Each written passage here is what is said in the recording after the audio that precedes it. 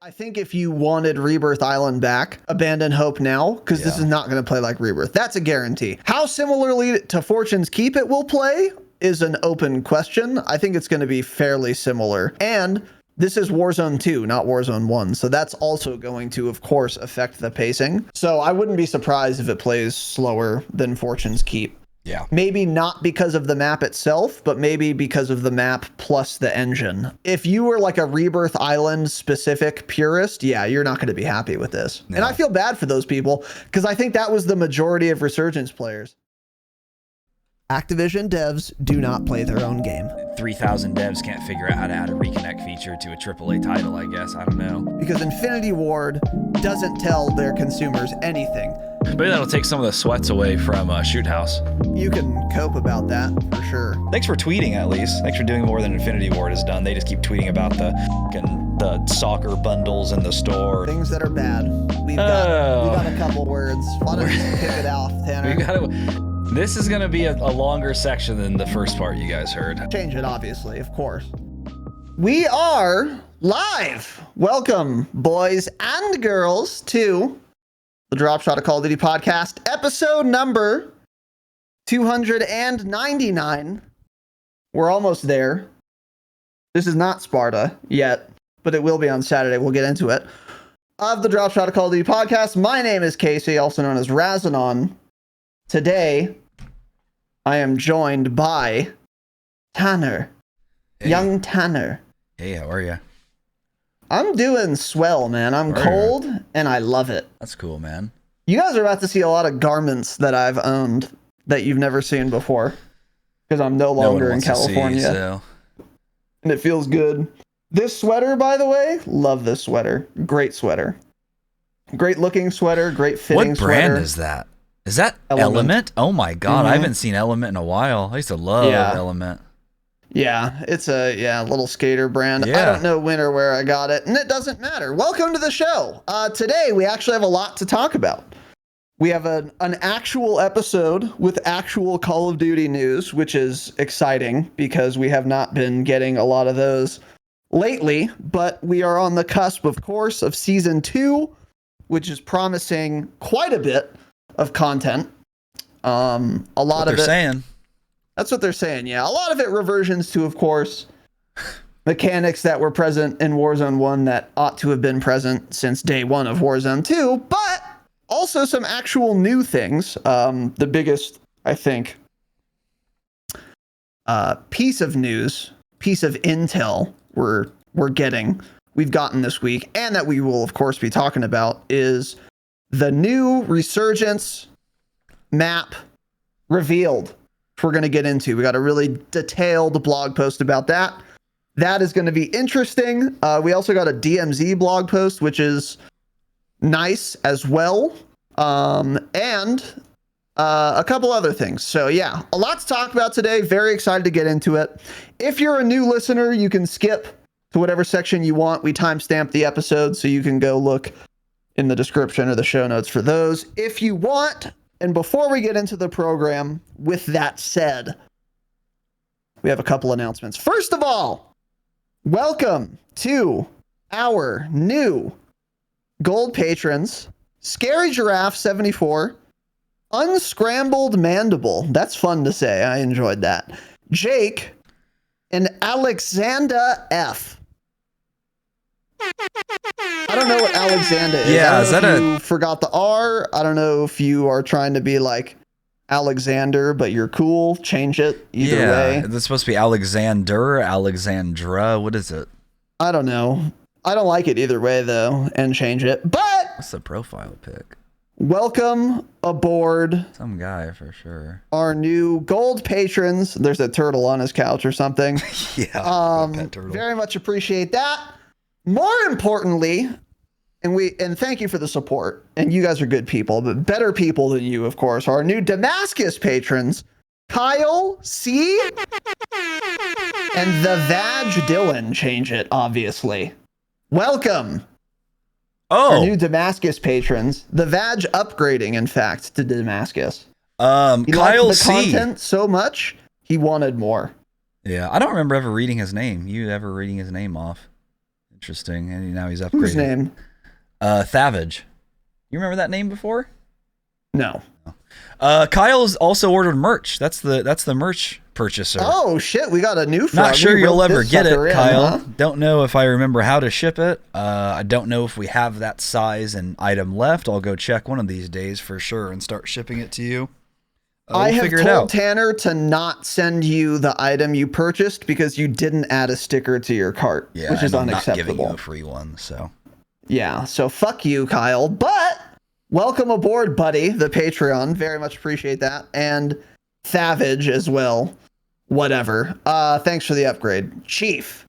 We also got some new YouTube members. Michael Zanoli Cannoli Guacamole. Signing up as a friend of the pod. And B Rob. Some new YouTube frogs, YouTube members, friends of the pod. YouTube memberships give you access to VODs as soon as they're done. So you can watch like an unedited episode of the podcast VOD as soon as it ends. That's what YouTube membership does for now.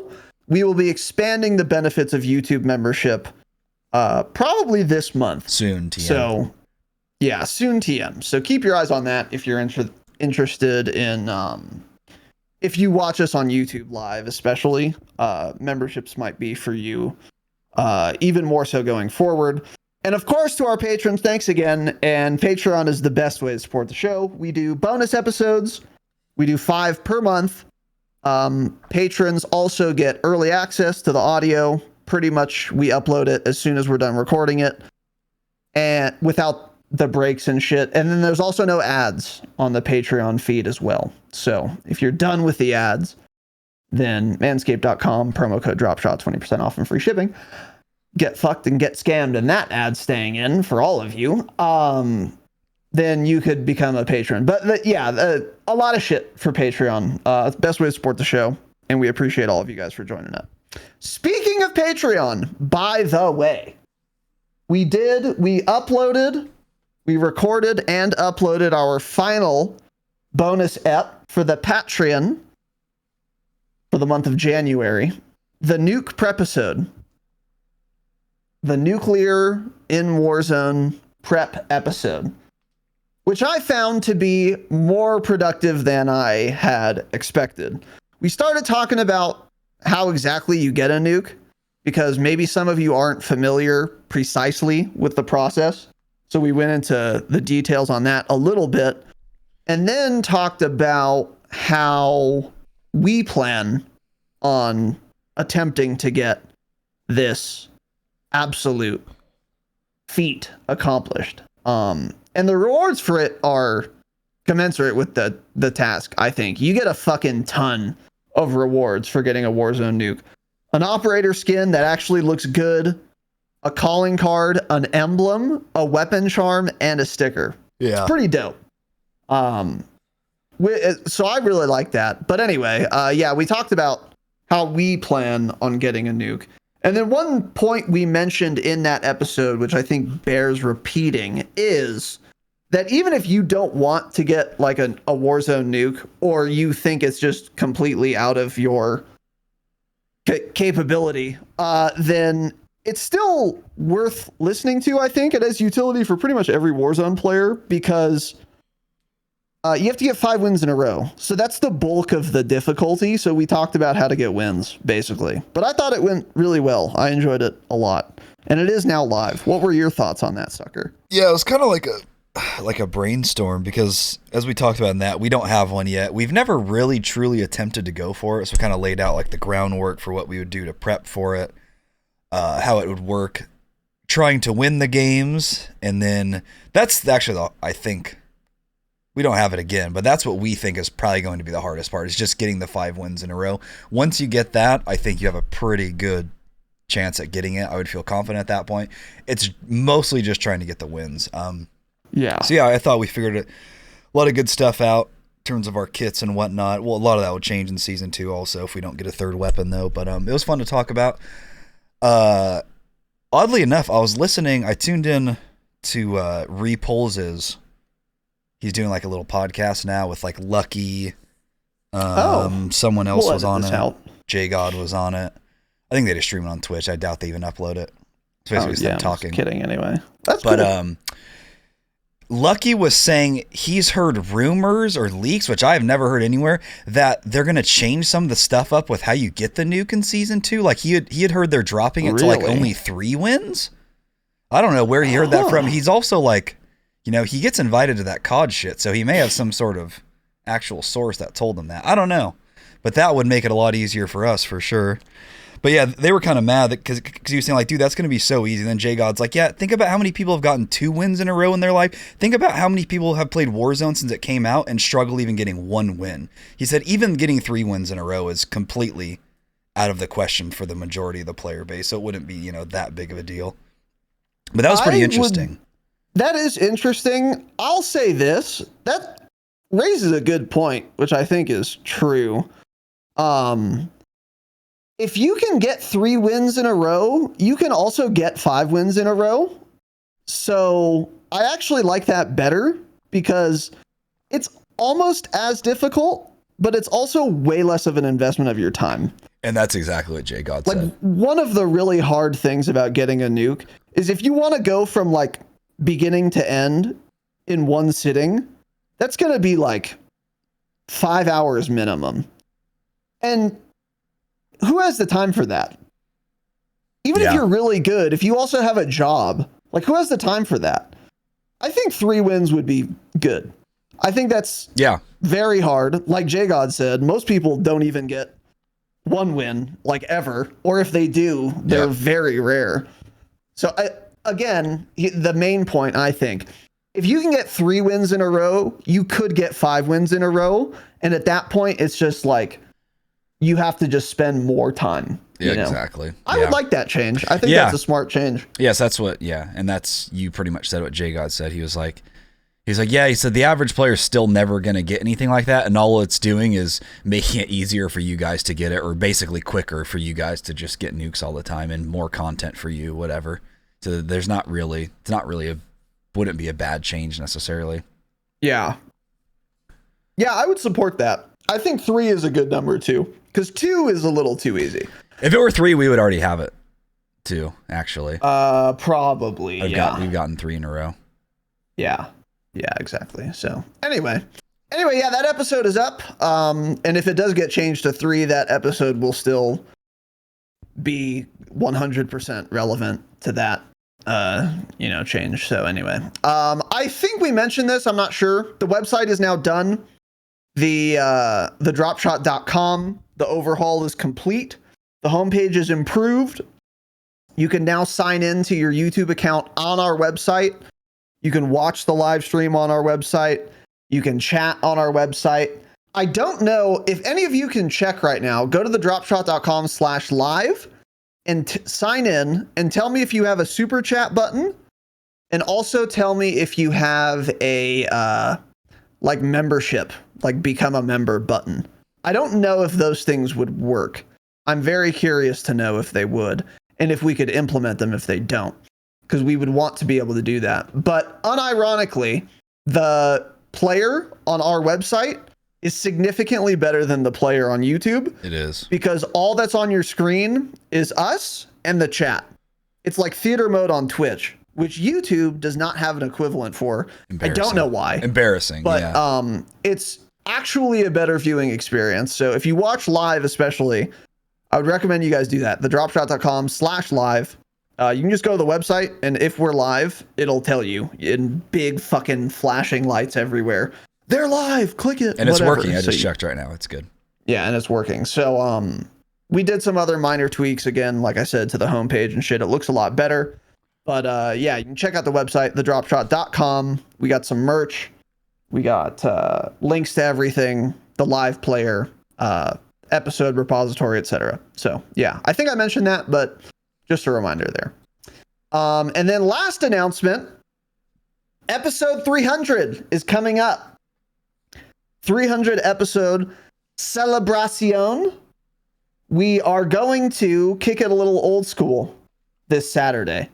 So this Saturday, episode 300, it's going to be a celebration. We're going to start in the evening, 6 p.m. Pacific time.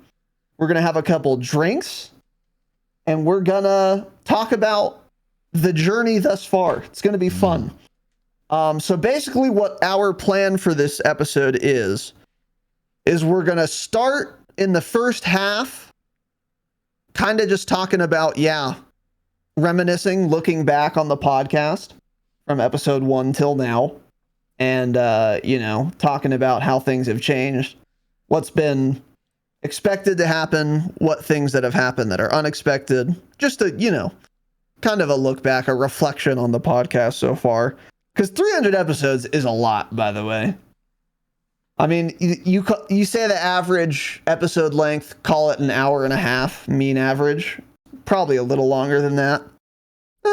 It's probably like hour 45 mean average.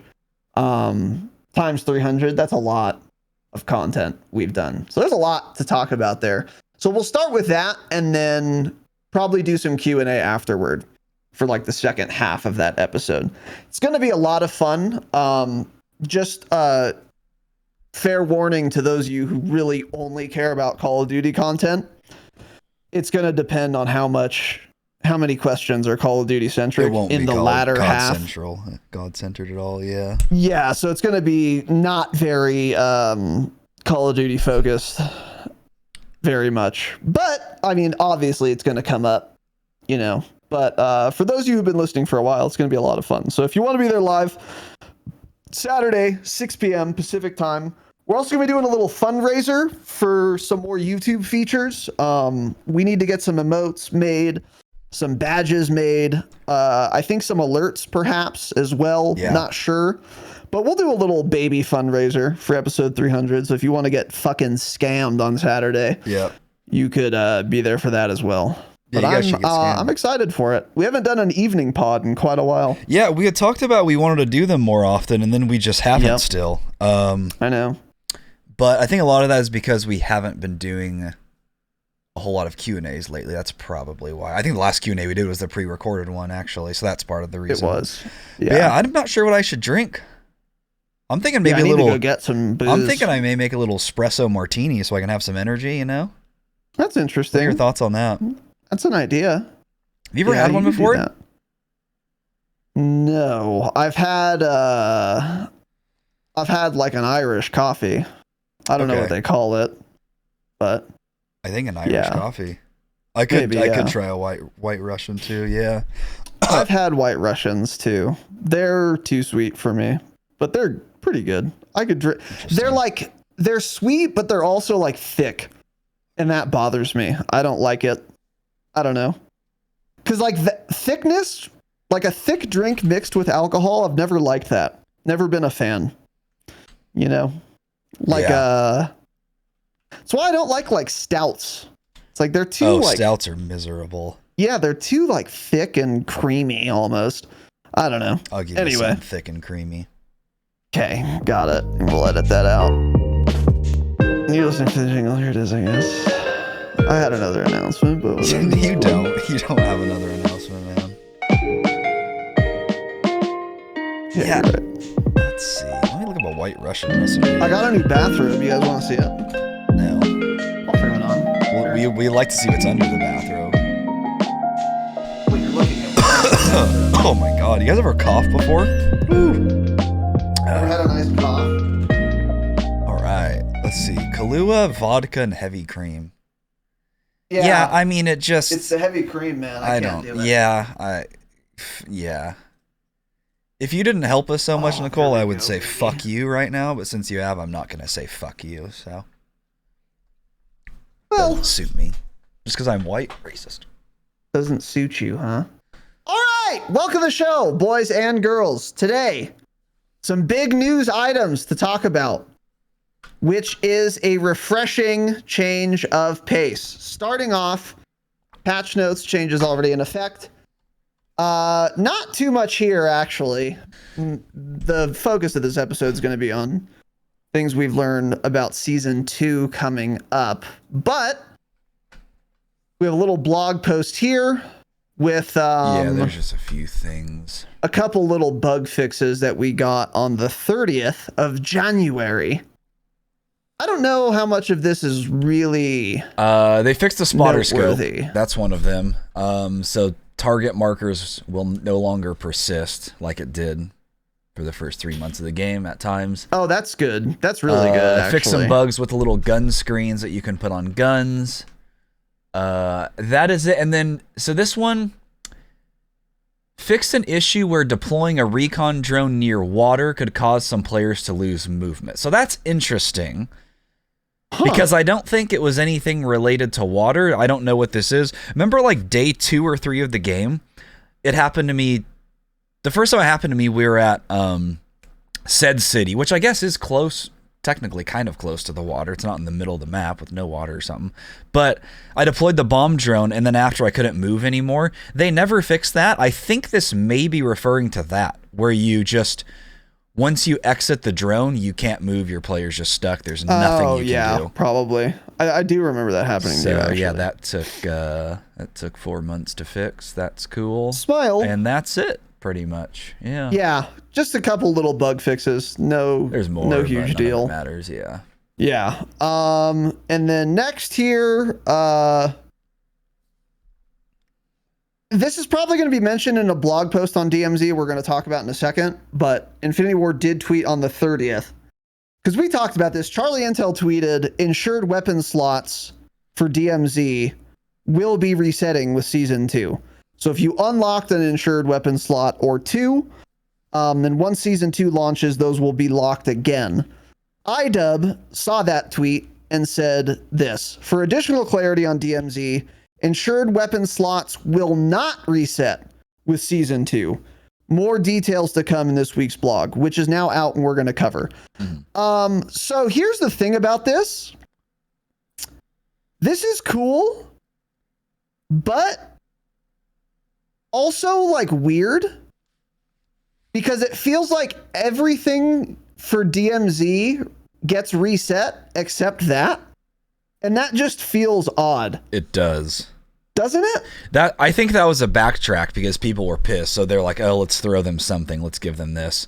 Yeah, because now it's going to be like, so players who haven't... so we never grinded for the extra insured slots.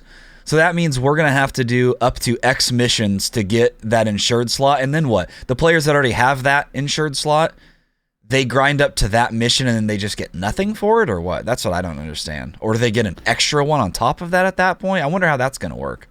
Probably not because, yeah, I would imagine you're still going to be capped at 2. It's 3, isn't it? I think it's 3 insured slots. Is it? I think that's when you basically complete everything. It should be 3. Any DMZers in the chat can let us know. I think you can go up to 3. I think it's 2, man. I'm almost positive it's 3, but I think you have to like complete almost every mission in order to get 3. I think that's what it is. Okay. Well, in any case, it feels weird. I guess we'll talk more about that once we get to the blog post. But yeah, that probably is a backtrack, by the way. 100%, yeah. Honeybee. That probably is a backtrack. That's probably why Charlie Intel had that intel. So anyway, whatever. Moving on. Raven also tweeted on the same day, January 30th. We've disabled the revive pistol in Warzone 2 while we investigate an issue. I had not seen a revive pistol in a very long time before that. So that's weird. Really? I wonder what the bug was. They're still common. You find them quite... Last time we played, I found I think 2 during that session. Huh. Yeah, I feel like I haven't seen one in a while. They're usually in the bathroom little med cases, I've noticed. They're very often in there. Like, I get the revive pistols out of the bathroom med cases in little houses more often than I get like a self. I need to open those because, yeah, they have selfs and that fairly often, I guess. But anyway, they disabled it for now. We'll see if that ever comes back. It probably won't. Here's the thing about the revive pistol. I think I've actually shot it at a teammate maybe once. It's really just a self-res that goes in your field upgrade slot, if we're being honest with ourselves. Exactly, yeah. Like, if they just never re-enabled this again, I think that would be fun. It's a good idea in theory to have it, but also since everyone has 4 self-revives every game, there's no reason to have it, really. So, yeah, I think if they heavily nerf the spawn rate and you actually have to use it on your teammates, then it would be valuable. But at this point, yeah, I think I've tried 2 times to revive my teammates by pulling it out, and both times I've died doing that. Because, like, you get stuck in the animation that I'm trying to aim it, then some guy runs around the corner while I'm trying to shoot my teammate with the revive pistol, and then I just die. So, skill issue, I guess. I don't know. Skissue, for sure. Yeah. So, anyway, that's it for patches and changes that have already happened. Now into the meat and the potatoes of today's episode, news and upcoming changes. So we're going to start with the DMZ blog post we were just talking about. And we have another blog post we're going to be covering as well. We're not going to be reading either of these line by line, especially the Resurgence post, which we'll get into in a second. But we will hit all the important points, of course. So we're going to start with the preamble here. Hello, DMZ community. It has been a thrilling first season of DMZ as the team at IDub has watched and played alongside you. Don't lie to me. Activision devs don't play their own game. We've watched players chase weapon cases, hunt enemy squads, solve Building 21. It's a weird okay. And explore the many locked spaces of Al Mazrah. We enjoyed the heart pounding. Okay, never mind. I'm not reading this. Okay, let's see. Season 2 locations. So starting with, this is in a DMZ blog post, by the way. I'm surprised to see this. Ashika Island. The new Ashika Island map coming to Warzone 2.0. Oh, this is smart. Is a brand new exclusion zone for DMZ. Players will infiltrate on the shores of the island before making their way inland. Infiltration is under heavy fog that can impact combat by providing cover for both operators and the occupying force Shadow Company. But what could they be doing here? There's much to discover in the Ashika Island exclusion zone, including a new weapons case, a new boss, the Bomb Maker, new locked and dangerous spaces to access and explore, and more. Okay, so I have a couple thoughts on this. First of all, this is a smart way to add a new exclusion zone because you don't need to make you don't need to like design or code a new area. You can use one that you're going to be using anyway for Resurgence in Warzone, which is smart, and I'm totally on board with that.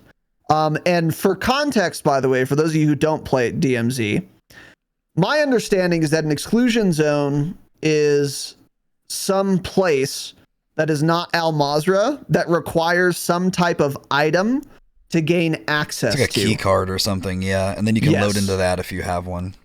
Correct. So for Building 21, there was like a key. Yeah, there was a key card where you had to have the key card to get in. I don't know what that's going to look like for Ashika Island. Maybe you need an oar or a canoe. It's a key card, but yeah. It's an oar. It's a key card, probably. Yeah. To row your boat over to there. Row your boat. Yep. So that's what exclusion zone means. Okay. So number one, that's my first thought. That's cool. Number two, I'm a little confused by this sentence. Infiltration is under heavy fog that can impact combat by providing cover for both operators and the occupying force Shadow Company. Okay. So we've seen some screenshots, a lot of screenshots of the new Resurgence map, Ashika Island, and it's like foggy out, which we'll get into. There's clouds, there's fucking, it's overcast, it's gray and dull, whatever, and disgusting. When they say infiltration is under heavy fog, do they just mean the map is foggy or cloudy? Or do they mean this is going to have even more fog than Ashika Island when playing Resurgence will have? Yeah, I don't know. Because this almost makes it sound like there's extra fog. It does, but I doubt Doesn't it? Yeah, it does, but I doubt that's what it means. We'll see. Because that's what a lot of people have been saying that for a while about DMZ is like add night mode to DMZ. That would be cool for DMZ. Because that would actually make it feel a lot different, and they're right. If you had to run around with like night vision on, and you just like, you load it in with night vision, not like you have to find it or something. That alone would make it feel so much different just by changing it to nighttime. Different, different bass audio and stuff, crickets and shit. that would make an entirely different, give an entirely different feeling to the game than just playing DMZ in the day, which just feels like you're playing, in my opinion, a boring version of Warzone. So that would do a ton to make the game that much more exciting. So maybe this is kind of the start of that. Yeah, maybe it will be more fog. I don't know. Kind of doubt it. Well, yeah, I doubt it too, but also they say the heavy fog can provide cover for operators. So either, number one, there's extra fog in the exclusion zone as compared to Resurgence, which I would prefer. Or number two, there's so much fog that it's actually going to constitute cover in both instances, meaning it's very obstructive to your vision. And if that carries over to Resurgence because it's the default map weather, that's really dog shit. Yeah, agreed. You know what I'm saying? Yep, that would be a terrible move. So I hope it means there's extra fog here, but I do kind of doubt it. You're right. I do kind of doubt it. I wish they would be more clear. Yeah. So I don't know. Yep, I agree. So anyway, I guess we'll see. And maybe we'll have more clarity in the blog post on the island, which we're going to get into next. So next section here, Building 21. In Season 1 Reloaded, we introduced Building 21 with a unique access card and a timed infiltration window. Season 2 missions have operators returning there as another exclusion zone option. If you need access cards to Building 21, be sure to seek out the following in either Al Mazrah or on Ashika Island: SAM site crates, chopper boss crates, buy stations, and legendary orange crates. Okay. So they tell you can go to the island to get an access card for Building 21. So does that mean you don't need any kind of access card for Ashika Island? You Maybe can just not. go there without anything? But then why are they calling it an exclusion zone? Because I thought exclusion zone was specific to Building 21. I didn't think they called Al Mazrah an exclusion zone, do they? I don't think so. That's a good question. I don't know. Huh. We have not played enough DMZ to have the required context to understand all of this, if that isn't obvious. Yeah. So eventually we will. But yeah, I'm not sure what that means. But anyway, there's that. And then, yeah, whatever. So next section, Al Mazrah. There are developments to explore in Al Mazrah as well, with updated intel including, okay, sick, the crash of an unknown aircraft at the Satik Cave complex. The fight between White Lotus and Legion rages on. Perhaps operators can take advantage of this interfaction animosity. That implies that if you go to Satik Cave complex, one group of NPCs will be fighting another group of NPCs. Right? Maybe. That's what I'm gathering. I don't care about that. The thing that I care is the crash of an unknown aircraft. To me, this is already telling us there are going to be map changes in Al Mazrah. That will also be in Warzone as well. Interesting. You think so? I think so, yeah. I mean, why is think that? of Season 1 well, there's no crash site there right now. They're literally talking about including a crash of an unknown aircraft. And I saw Ghost of Hope was talking about this is an Afghan reference. So maybe they're going to change one of the areas to kind of be Afghan, because that was leaked a long time ago. True. Okay. Yeah, that would be cool, I guess. I was thinking it would be a small change if it was going to change Warzone, which I guess would be fine. But yeah, I feel like when historically, you think about Afghan, yeah, that makes sense. Like for Dance Season 1 to Season 2, there were a lot of map changes as well. Because I think, especially early on, they realized, like, oh yeah, we need to change some of these areas up where, like, there's not enough hot spots or something. So I'm sure we'll see many of those come Season 2, little tiny changes here and there. And this will probably be one of them then. Yeah, I could see that. I can't see them just doing this for DMZ. That'd be insane. Yeah, that would be weird. I think you're right. Yeah. So that's cool. Okay. Well, there you go. But yeah, also the fight between White Lotus and Legion rages on. Perhaps operators can take advantage of this animosity. That implies to me that, yeah, there's going to be NPCs fighting each other in DMZ. I don't have any strong feelings about that.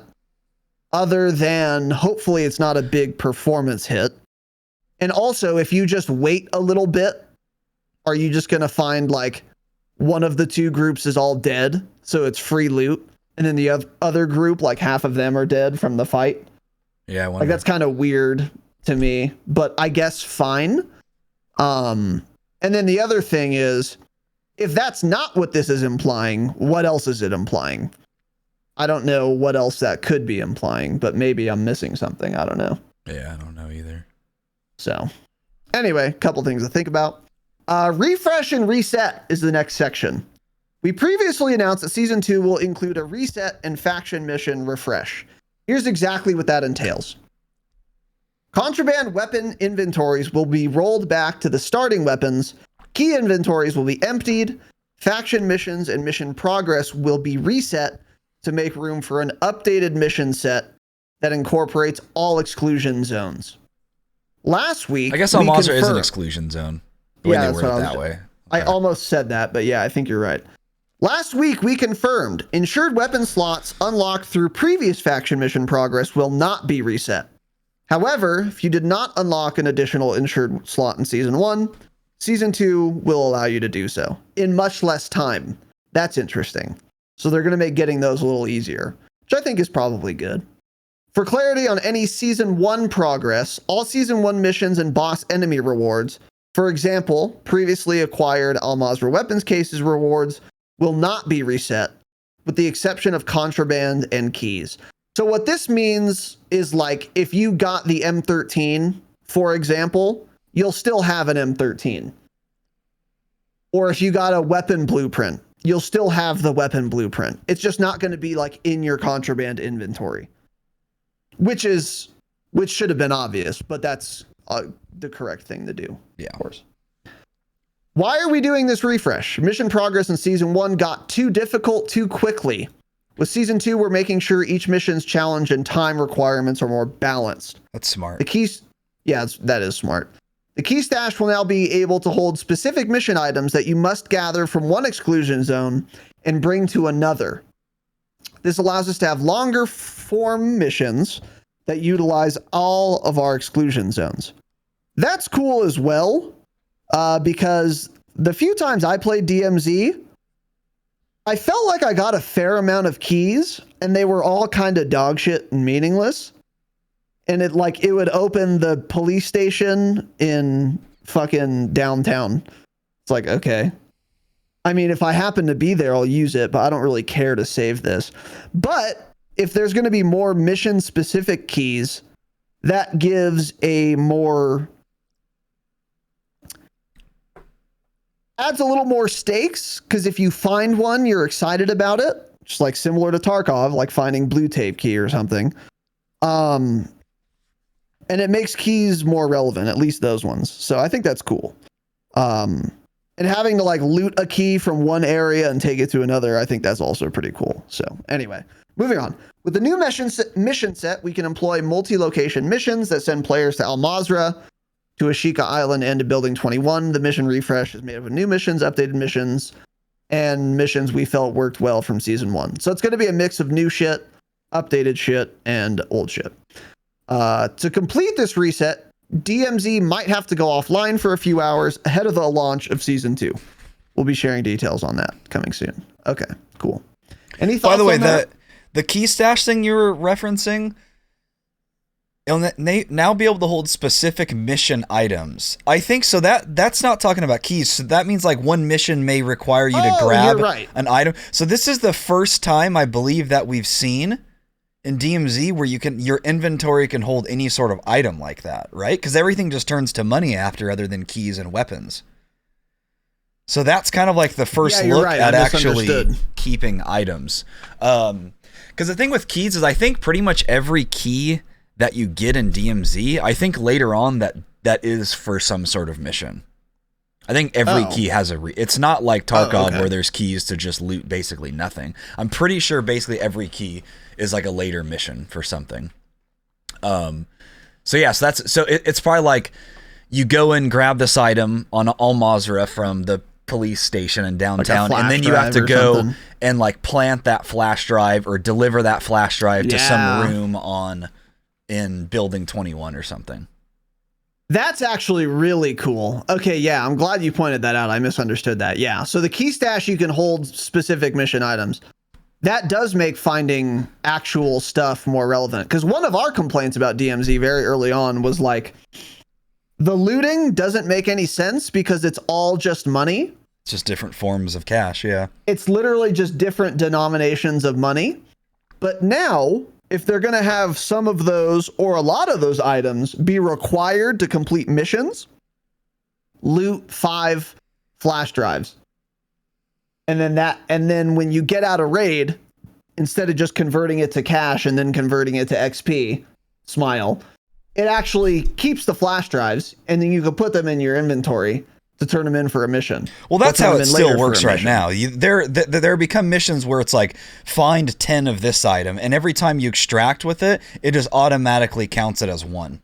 And I think it also may turn that into cash, basically. But it's so it'll be like, find 10 electronics components or something like that, and then every time you can exfil with 2 of those, you'll have 2 out of 10 done. It doesn't like put them in an inventory, but it's counting progress towards that mission if you have it selected.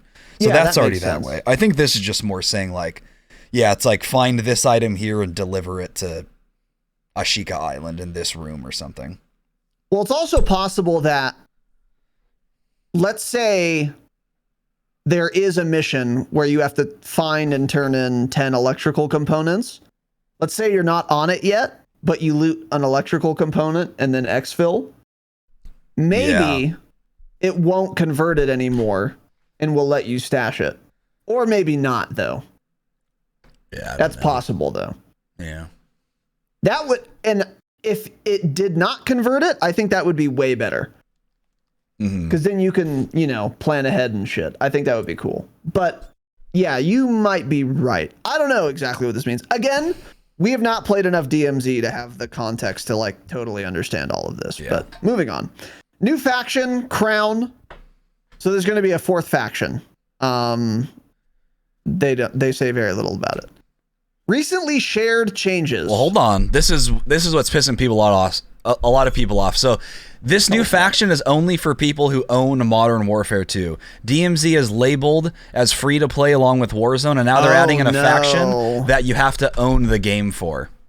So that's making its way around the TL. It's be like, why are we turning this into a fucking pay to play game already in season 2? Oh no. So that's the biggest thing, is people like, okay, cool. So you have to buy the $70 game if you want to do one of the faction tier missions. Like, what's the point of that? Like, you guys need money that bad? What the fuck's going on here? So, it's nothing like the loot boxes we used to have, but it's along those lines. Just having people pay money for what? Why? That's kind of rude. And this new faction is going to have the better operator skins, the better items you can get, so that people want to upgrade and buy the money or buy the bundle. 100%. Yeah. Oh shit. Yeah. That is kind of annoying. Yep.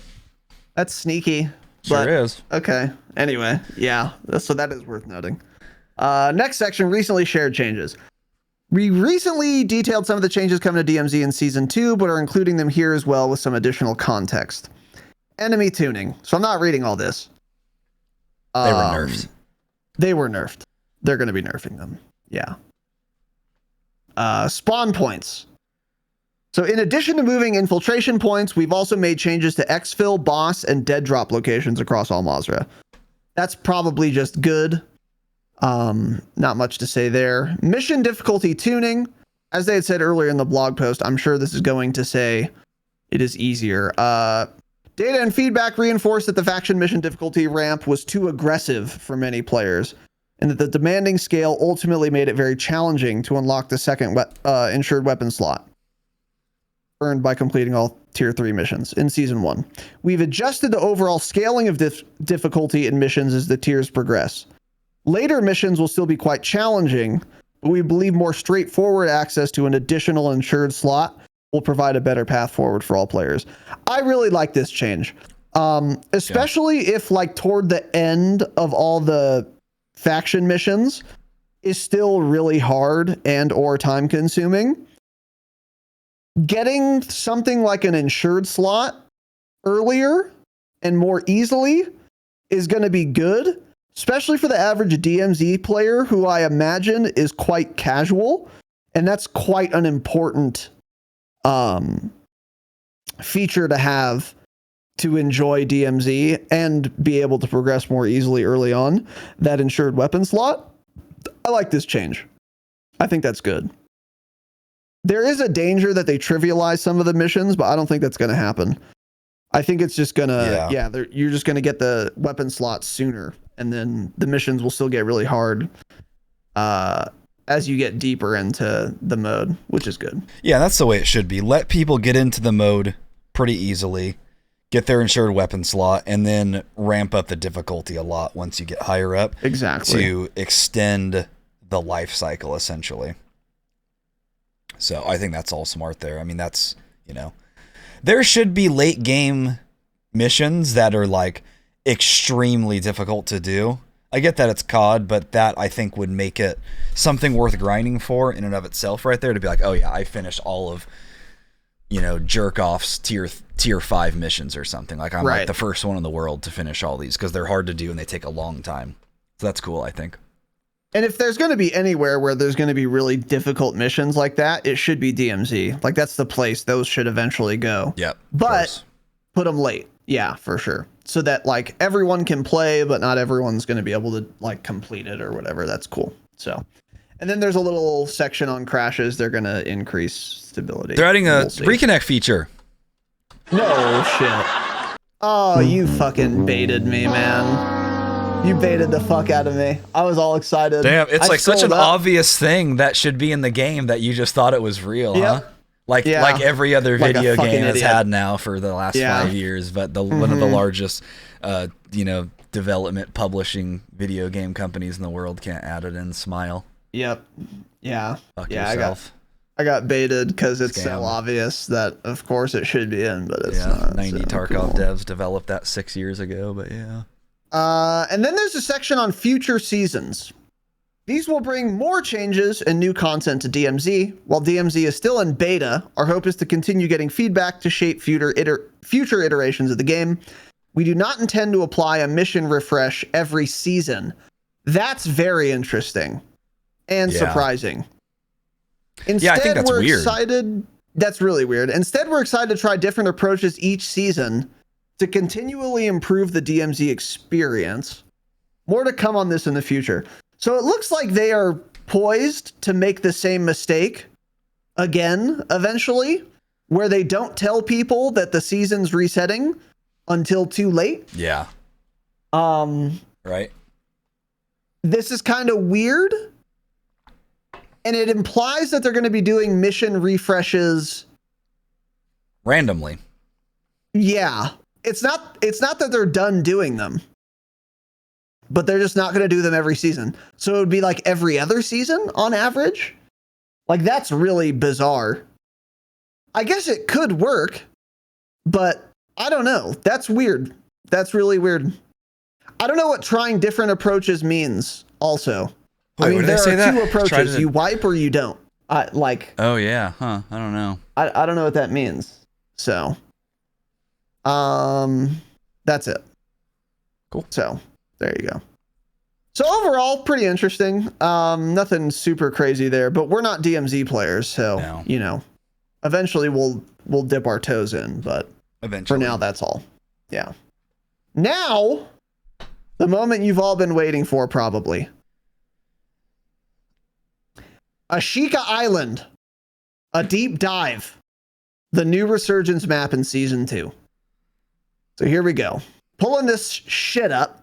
Ashika Island, also known as Isle of the Sea Lion, change it, is part of a small map, is part of a small archipelago located in an undisclosed location somewhere in the Asia-Pacific region.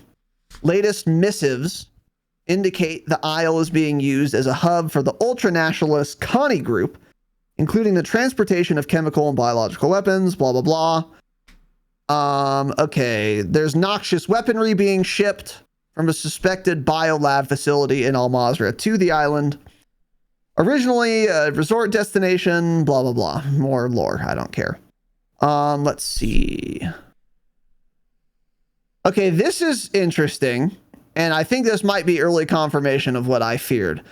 Recently intercepted communications suggest that elements of Shadow Company, an AI NPC group, under the leadership of Redacted, have taken control of the Isle, seemingly on the hunt for members of the Coney group. While the location appears abandoned, there are whispers on the wires of Coney operators remaining active in this conflict zone.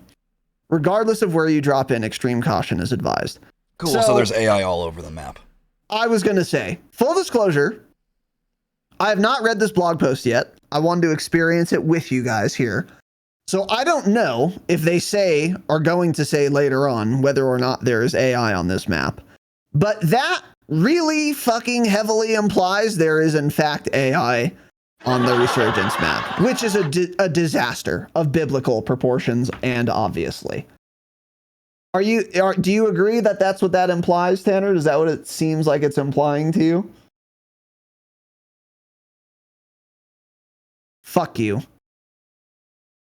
Bitch. Pig. Anyway, yeah. Not great. Not super excited about that. One thing also, they're talking about Shadow Company on the island and Coney operators on the island. So are there going to be two factions of AI on Resurgence? Is there going to be just one? Are there going to be none? Sorry, I had to grab a package. Yeah, maybe that's what's confusing me too. I don't know. I don't think anywhere in this blog post they actually like confirm AI or anything, but I don't like how they say, regardless of where you drop in, extreme caution is advised. Now, the other way you could take that is if they're saying whether you drop in Warzone, Resurgence, or in DMZ, maybe it's implying that, like, regardless if you drop in either one of those, extreme caution is advised. Maybe there's just gonna be like one stronghold or something. Like, I don't know, man. If they release this anticipated Resurgence mode that so many people have been wanting because they don't like how Al Mazrah plays, and then if they put things like strongholds in it, see ya. Game's gonna be more dead than it's ever been. Yeah, if anyone hates fucking strongholds and AI, it's Resurgence players. It will be such an insane mistake, an obvious mistake that they are making if this is the case. Yeah. So, I mean, let's see. So Fortune's Keep, people have brought this up. Fortune's Keep also had AI in different ways. It had like the fucking zombies, the AI that came out of helicopters. But those you could just like avoid or kill for a bunch of money. It was not like clearing a stronghold. It was a different type of thing. It was like they were on the edges of the map. Yeah, they were also. Too. Yeah, that's true. They would drop there out of a helicopter. They'd fast rope, and they were also terrible. And it was just a bunch of money. I would always farm them and get like $20,000 that way. So I don't know. This is already worrying me. And I've already tweeted this at Raven on their lovely little blog post, or whoever made it. I said, if you guys actually add strongholds to this, then many of you should simply be fired. It's really that. It's really just that simple. Whoever's making completely insane. Yeah, whoever's making that decision needs to absolutely not work for the company anymore. Joe Seacott, get the fuck out of here. See ya. Yeah. Joe Apricot, I think, is going to be making a giant mistake. And then what? In season 3, they're going to backpedal and they're going to go back to normal Resurgence again, right? That's probably. So we'll see. Then we're going to have another season where we could be getting new, fun, and exciting content. Yep. That instead that we have our time fucking wasted with the devs rolling back to how the thing should have worked in the first place. That every single player told them it should have worked in the first place, and they could have just avoided the mistake altogether. Yeah, that would not surprise me at all. In fact, that is what I think is most likely. So here's the thing too, on that Fortune's Keep had AI. I liked Fortune's Keep, and the AI that was on that map didn't detract from my enjoyment of that map. But it also didn't, and this is important, this is a point I make all the time. It also didn't contribute to my enjoyment of that map. Not at all. If they just didn't ever have the choppers with the AI coming down on Fortune's Keep, I would not miss it. I would not care at all. It would almost never be relevant to me game to game. Yep. And this is just the classic thing that Call of Duty always does, is they will add something, and here are the two options when they add something. This happens all the time with Call of Duty since Warzone came out. Either it does impact my gameplay experience, and it's only possible that the impact is negative, or it doesn't impact my gameplay experience at all. So best case scenario, if we get AI on the island, Ashika Island, it will be as irrelevant as the Fortune's Keep AI, meaning you might as well not have added it at all. Because it's not adding to or subtracting from my gameplay experience. It's just a performance hit, and you guys wasted development time on that when you could have been doing something else. So best case scenario, it's just irrelevant. Worst case scenario, obviously, there are strongholds, and we have to do that on fucking Resurgence now. So it's either going to be bad or just not affect me at all. In either case, why do it at all? Yeah. Duh. And I've talked about this all the time. Call of Duty does this all the time. They add shit like this all the time. So many things that they have done have been this way, where they announce it, Battle Rage. Okay, cool. Battle Rage is going to either be totally irrelevant or it's going to be bad. Like, those are the options. Portable decontamination station, all kinds of shit. I can't think of any other examples right now, but I know I've brought this up many, many times where they announce some feature they're going to be adding, and there's no way it's good. Bomber planes. There's a perfect one. Either no one uses them and I don't care and you guys just wasted time adding them, or they're gonna, on day one of the update, on life one of the update, I'm going to be going for a loadout and some asshole's going to bomber plane me. Yeah. And it's going to be negative. Smile. Which is what happened, by the way. And you're going to get the bomb incoming icon after you're dead from the bomb. After I'm dead. Literally, yes, that's correct. I'm in the gulag and then I can't see my enemy because I have a banner in the dead center of my screen.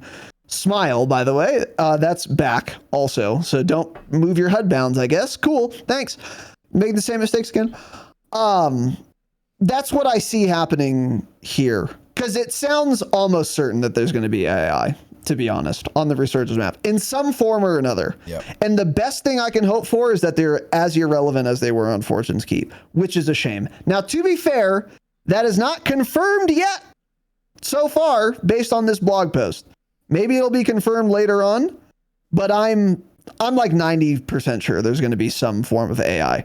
Because otherwise that preamble about the two factions just doesn't make sense.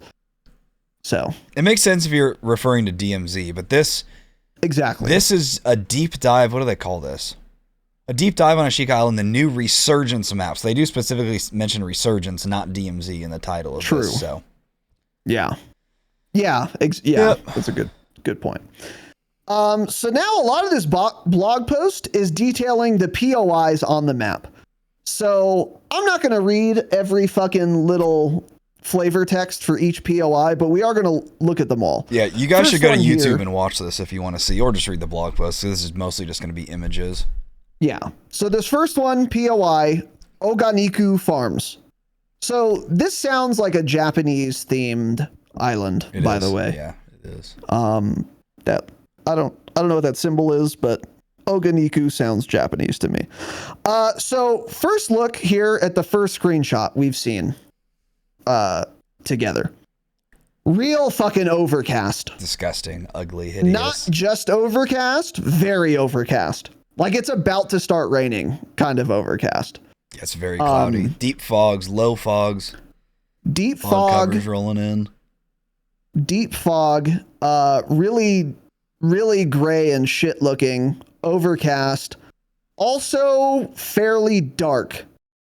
Now, there are shadows, so there's some sunlight, obviously, and that is creating some shadows, but even in the non-shaded areas, looks fairly dark. So I'm not a big fan of that at all.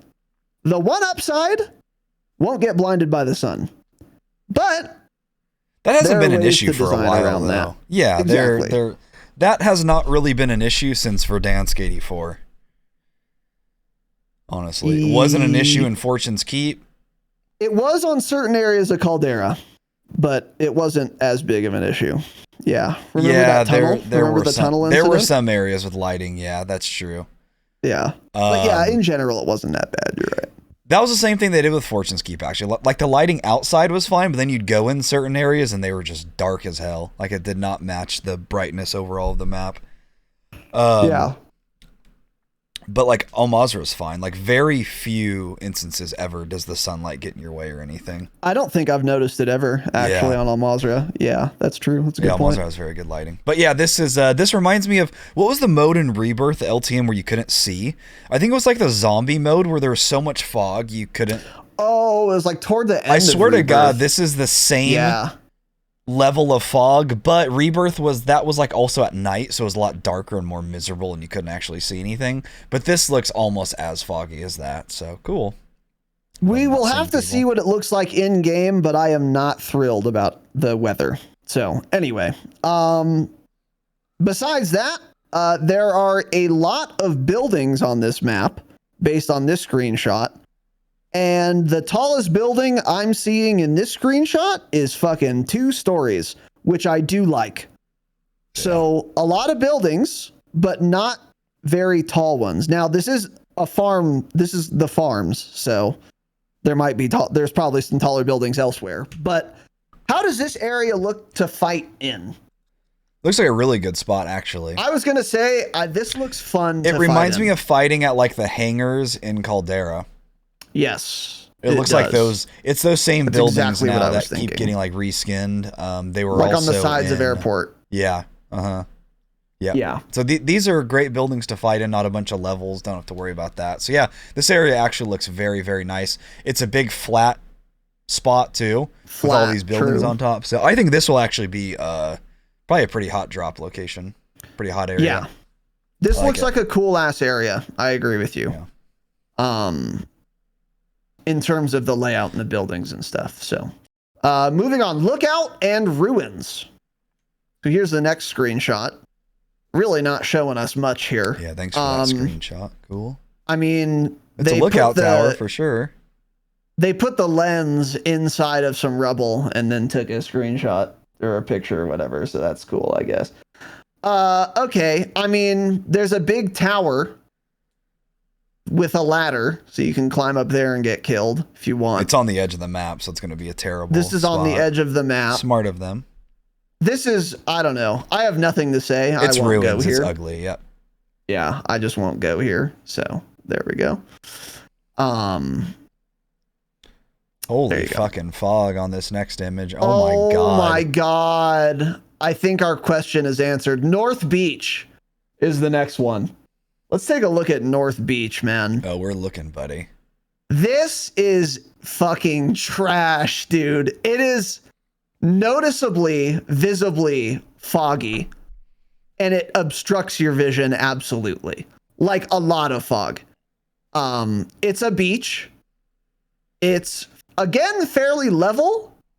There are some little rocky areas, some little jetties that will give some cover. There's also, what are these white things? Are they like battlements? What is that called? Oh, aren't those to prevent like basically ships from, or like vehicles from coming onto the land? Yeah. Yeah. It's like what they used on D-Day. It's what the Nazis used. Yep. So I don't know what they're called though. There's a name for these. Yeah, I can't think of what they're called either. But there's a couple of those for some extra cover, I guess. This area likewise looks fucking miserable to be at. It's so foggy on the right side of the image, you can't see what's on the right side of the image, essentially. Yeah, it's pretty bad. And even if there was no fog here, being on this beach would be really fucking dangerous. Yeah. Because the only way this is like safe is if you're in a 1v1 gunfight. And you can like take cover from one direction. But you're like super exposed in a lot of this. So I wouldn't fight here anyway. The fog makes that even more true. This is a death trap. Yeah. Don't go here. So, and it's ugly as fuck. So cool. Next, greenhouses. Here we go. This is just still talking about farms. Okay, I get it. This is just all part of the farms POI. Oh yeah, I see. That's why it's all like shit, you're right. Shit. Yeah. So these are all subcategories of farms. Greenhouse is just a different look at what we were talking about, the things that were like the hangars on the sides of airport. This is the portion of the POI that Tanner and I were just saying actually sounds really fun to fight in. Yeah, this looks cool. I stand by that based on this new angle. Looks cool. Looks really fun, actually. This looks like the best spot to fight so far, easily, on this map. Balanced, cool, fun, good. And now we're on to the next actual POI, Town Center. Here we go. The western and parts of the southwestern Island comprise a bay with impressive seawall defenses. Northwest of the main submarine canal is a ferry terminal and tourist facilities.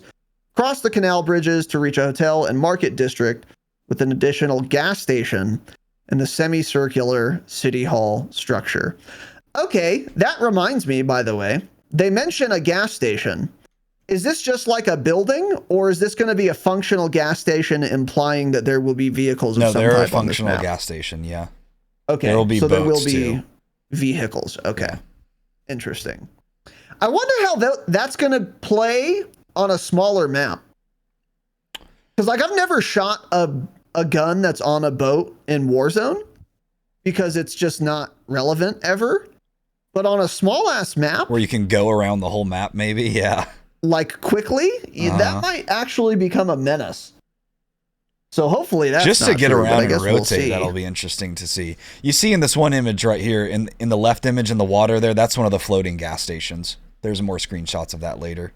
Oh, okay. Here we go. You can fuel up. So yeah, Town Center. It's like we just read. There's a canal going through it. There's like a little glass hallway bridge that you can cross to get to one side of the canal or the other. These buildings we're looking at are likewise 2 stories with accessible roofs for a total of 3 stories. Not bad. This looks like a decent little area to fight in so far, I think. What do you think? The ones across the bridge there are definitely taller. Those are like 3 and 4 floors and rooftops. Yeah, for sure. But yeah, again, this looks... The POIs themselves look fine. Again, it's a ton of fog in this image too. So I don't love that. It's just an ugly and depressing look. Like, I don't get why they think, because obviously what are they going to do? They're going to be fog. Season 3 or something, they're going to say, oh, the fog's rolled out. It's sunny now. Cool.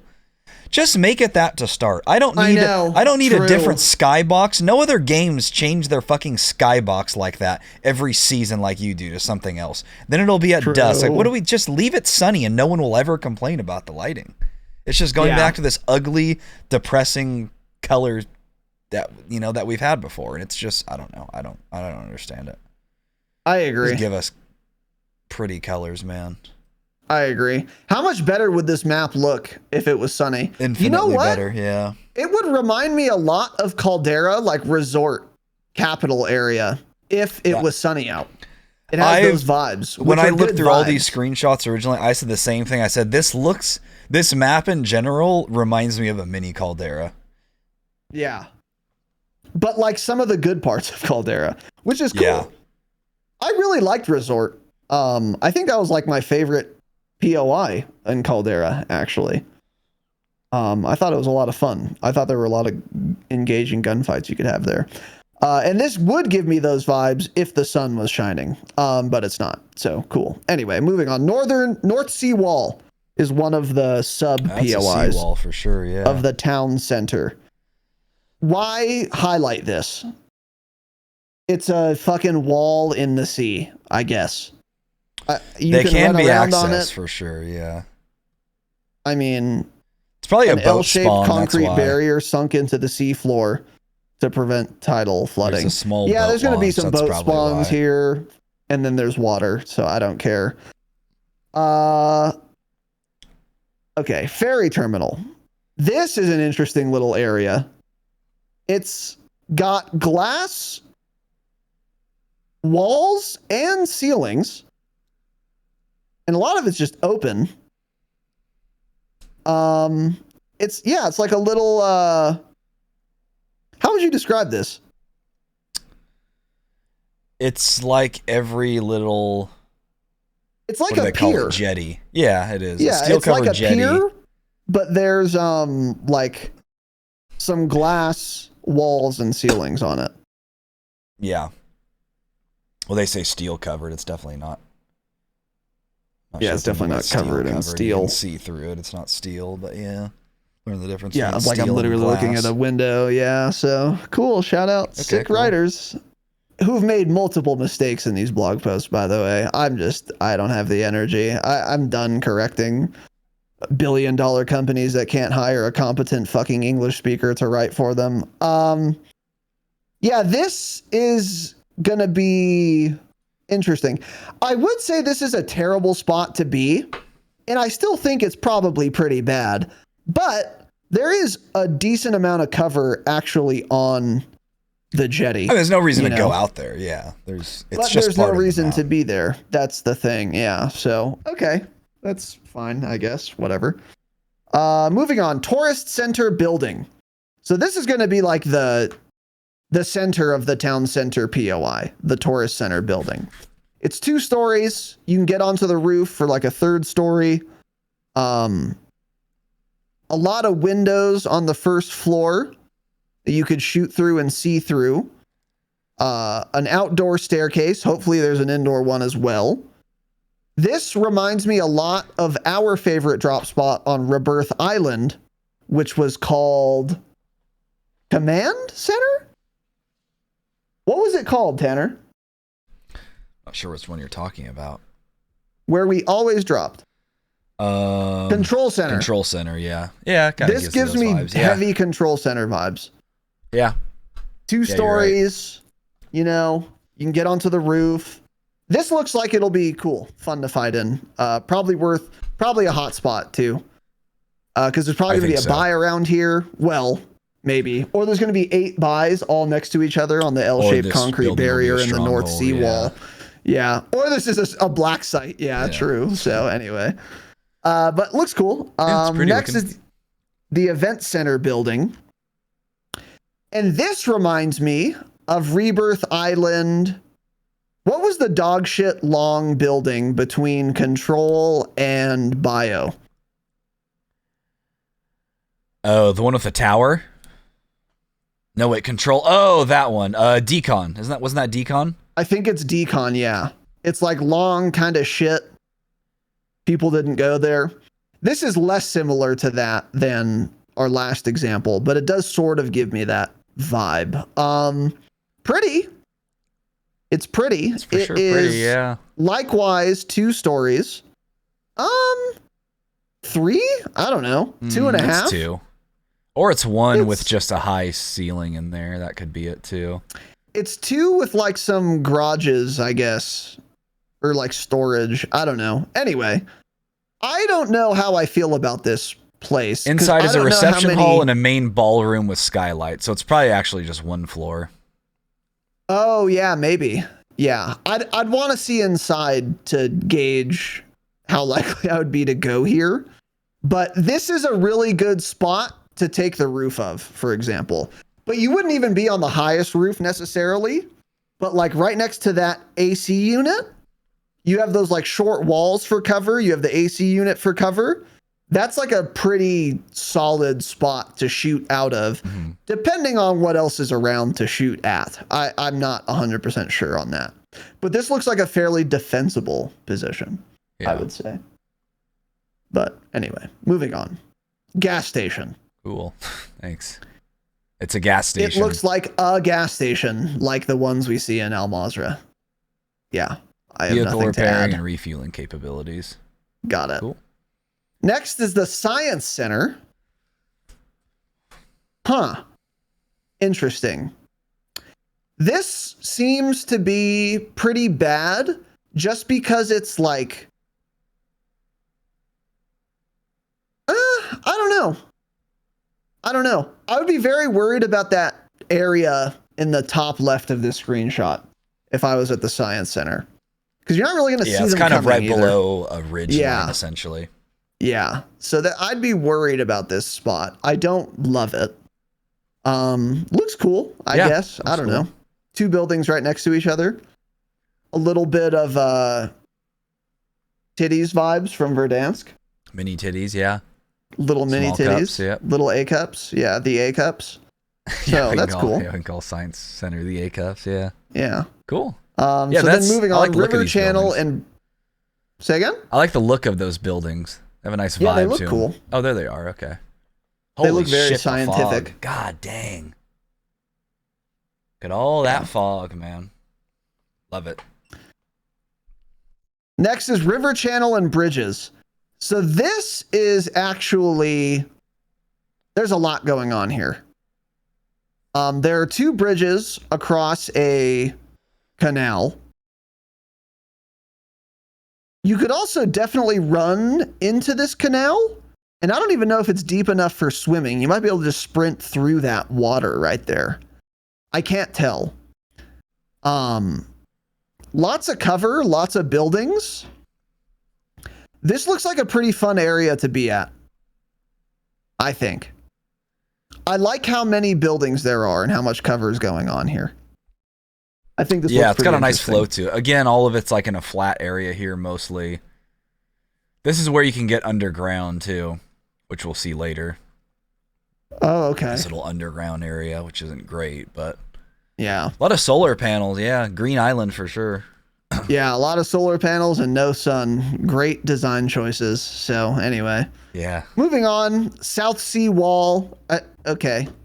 There's a floating gas station and another wall in the middle of the ocean. Yeah, cool. Oh my God, there's a seawall out there. Did you see that? Stop. There it is, man. There's the seawall. Stop. Next is Market District and Hotel.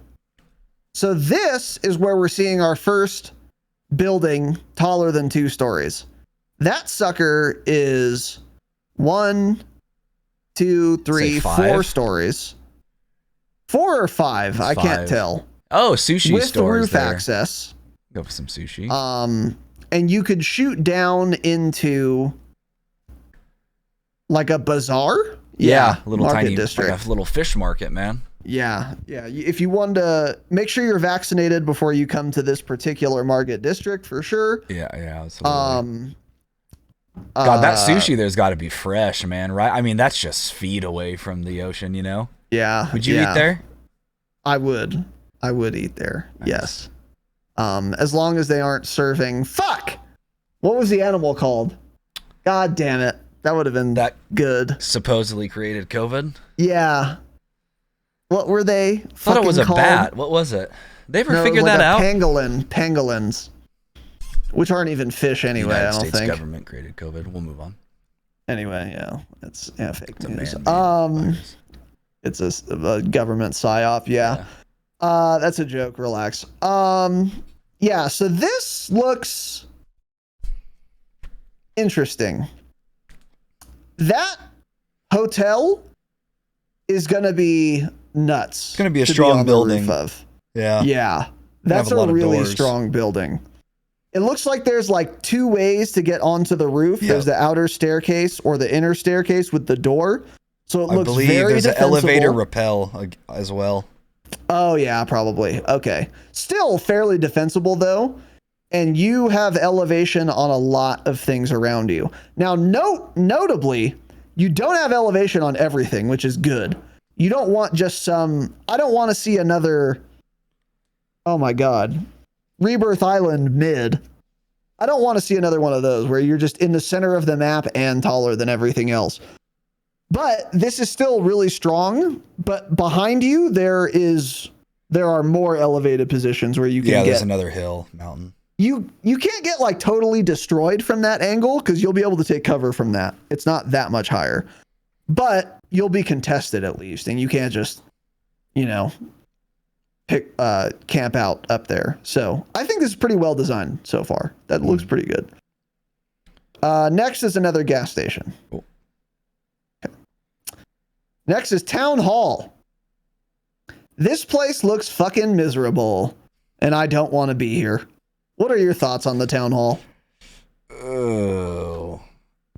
Feel like there are going to be a lot of levels inside there, yeah. Let's see what it says. Expansive open plan ground floor, escalators up to a small kitchen, upper floor featuring both an interior and exterior Zen garden, rocky terrain behind the structure offers cover options and access to the castle grounds. Where is this in the background of these images? I'm trying to figure out, where is this? I don't know. It must be like behind this hotel. I think it's like behind to the right of the hotel. We'll figure it out once we look at the overview. But yeah, I don't know. Yeah, this would not look good to fight. I would not recommend that at all. I don't want to be here at all. Little cherry blossom, that's cute. Beautiful cherry blossom, yeah. Yeah. Cute Okay, little next car. POI. What? Cute little car. Little vehicle. Oh, that's an adorable little car. Oh my god. Yeah, let me drive that. Is that a little smart car or something? It's a sedan. It's a 4-door fucking car, man. Look how tiny that is, man. Smallest sedan ever made. Yeah.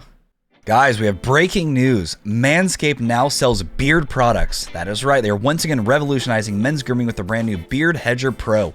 From a beard trim to a fresh shave, the technology behind the Hedger Pro kit allows you to shape your signature beard look. Now you can finally use Manscaped products to make your drapes match your carpet by going to manscaped.com using code DROPSHOT for 20% off and free shipping.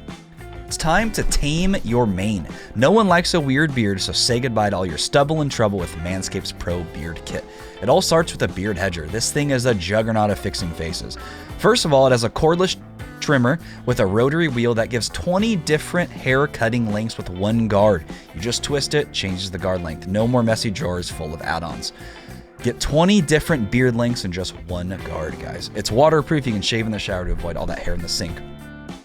The titanium-coated T-blade is tough on hair but smooth on your little baby face, while leading to a single stroke efficiency that brings satisfaction one stroke at a time. The Pro Kit doesn't end there, though. They have created 4 dermatologist-tested formulations for your post-trim care. There's the beard shampoo and conditioner. You need to remember all your hair is different. Your beard hair is more coarse and easier to damage than the hair on the top of your little head. That's why the kit has made shampoo and conditioner specifically designed to moisturize, reduce ingrown hairs, replace natural oils, and promote beard growth. Next is the beard oil, an essential piece for your main facial accessory. No one wants a guy whose beard is brittle, dry, and trash. The oil relieves dryness both on the beard and the skin beneath while adding shimmer and shine, making you look extra fine. Cap off the kit with the Beard Balm, the pomade that shapes, styles, moisturizes, and tames for a sculpted look to attract any fellows or dames. The Beard Pro Kit also comes with 3 free gifts: a beard brush, a comb, scissors to ensure your beard is ready to impress. So get 20% off free shipping with the code DROPSHOT at manscaped.com. 20% off free shipping. Go to manscaped.com, use code DROPSHOT. Manscaped Beard Hedger, 1 stroke, 1 guard, 20 lengths. Anyway, point of interest, Beach Club. This is a very wide screenshot. This is cool. Holy shit. Yeah, that's a beach club, all right. This likewise, extremely heavy resort vibes. It even has that, I don't know what it's called in the middle, but the little squiggly roofs. This is the area that reminds me of Resort. This reminds me of Resort on Caldera. Yeah. That's what I just said. Yeah. Yep. Yeah, for sure. Well, you also said the other area reminding you of Resort. It did. They both do. Okay. This looks cool. This looks fun to fight in too, because it's very level. One thing I'm noticing is a lot of these areas are quite level, which I like. They are, yeah. There's elevation to the map, but where those elevation gains are, it's just like open trees, grass, rocks. There's like no like POIs on the side of a cliff though. It's from what we've seen so far. Yeah, so every POI is flat, which is great. Yeah, that's really good. And at this place in particular, there's lots of little pieces of cover you can take. So this is going to have really fun gunfights. As long as you're not getting third-partied, which could happen from the left a lot, I think. So it's going to be a little sketchy, but I think this is a really cool-looking POI. It looks really good. Next is the aquarium. Ooh, I could go for an aquarium. Interesting. I love aquariums, man. Looks cute. Looks adorable. Fucking miserable to fight on the right down bottom right-hand side of the A screenshot. lower tidal pool, yeah. Do not want to be in that tidal pool. I will pass on that. You think? Yeah, I don't like this area. I don't want to fight anywhere on the right side of that building at all. People coming up you don't hear. Skis you. Or if you're under there, you're just getting fucked on. I don't like it at all. Inside the aquarium, I mean, I'm trying to think of what an aquarium is like. I feel like there wouldn't be that much cover, but they could put in like plants or something. Looks like it's just going to be one floor. Yeah. Yeah. A sizable, a hull-sized exhibit room. So yeah, it sounds like it's just one large. Oh yeah, room. maybe. Okay. So inside the building would be fine. Yeah. I think this area. Interesting. Is fine. Yeah. So anyway, moving on. Beach club and bathhouse. Ooh. Another bathhouse. screenshot here. Go get jerked off. Oh, an upper bar. We got a little rooftop bar. Ooh, we got another bar. Yeah. I may have found my first drop location. That was my first Caldera drop location. Was we hit up the bar at Resort. Got some Mai Tais and then got some a Mai dub, Tais, yeah. and then we probably crashed right after. Yeah. Yeah. Update requires restart. Yeah, nothing to say there. I think we're gonna start speeding through these a little bit. Okay, what the fuck is this out in the water here? Does it say? Which screenshot are you on? The beach and observation point. What is that like structure in the middle of the water? It's like a staircase in the middle of the water. Oh wait. Talking about like the circle with the blue pointy? No. To the left of that, you see the bridge in the background. In front of that bridge, it's like a staircase that leads to nothing. In the middle of the water. What the hell is that? What is that? It's like obviously to like load onto boats or something maybe, but it's like how do you get to it without swimming out? Or maybe in low tide, theoretically, you could walk. I don't know. That's weird. I don't even know what that is. Maybe it's for a ship to pass through an the ocean walls? bay with a diving board? Oh. Imagine spending $50,000 to build that concrete structure just for someone to fall into the probably more like $200,000 to build that concrete structure for some guy to jump into the water. Yeah, that's if insane. the diving board doesn't actually make you jump higher when you jump on it, I'm uninstalling the game. So yeah, don't call a piece of concrete a diving board. That's a ledge. You made a ledge. You didn't make a diving board. Stop. Anyway, moving on. What secrets are hidden below the central spiral staircase? Ooh, got some secrets maybe. Woo! How much would you pay for one of these little covered cabanas? $100 a day? How much a day? $100 a day, you think? Well, if the weather is like this, no. Yeah, this is off season for sure. I'll pay $5. I'd pay nothing. There's no view. Yeah, you're looking at the diving board. Yeah, forget it. Fuck you. You're looking at anyway. Yeah, whatever. I don't know. I don't have much to say on that. Like I said, we're gonna speed through these because we're not even halfway through. Demolition site. It's a construction site. Fucking miserable. Reminds me of one of the capture points in Ground War on Tarak, which is miserable to fight at. This reminds me of pre-control center on Rebirth, the little construction site. Oh yeah, it reminds me of that. So maybe they'll build it at some point. They'll build it up for sure.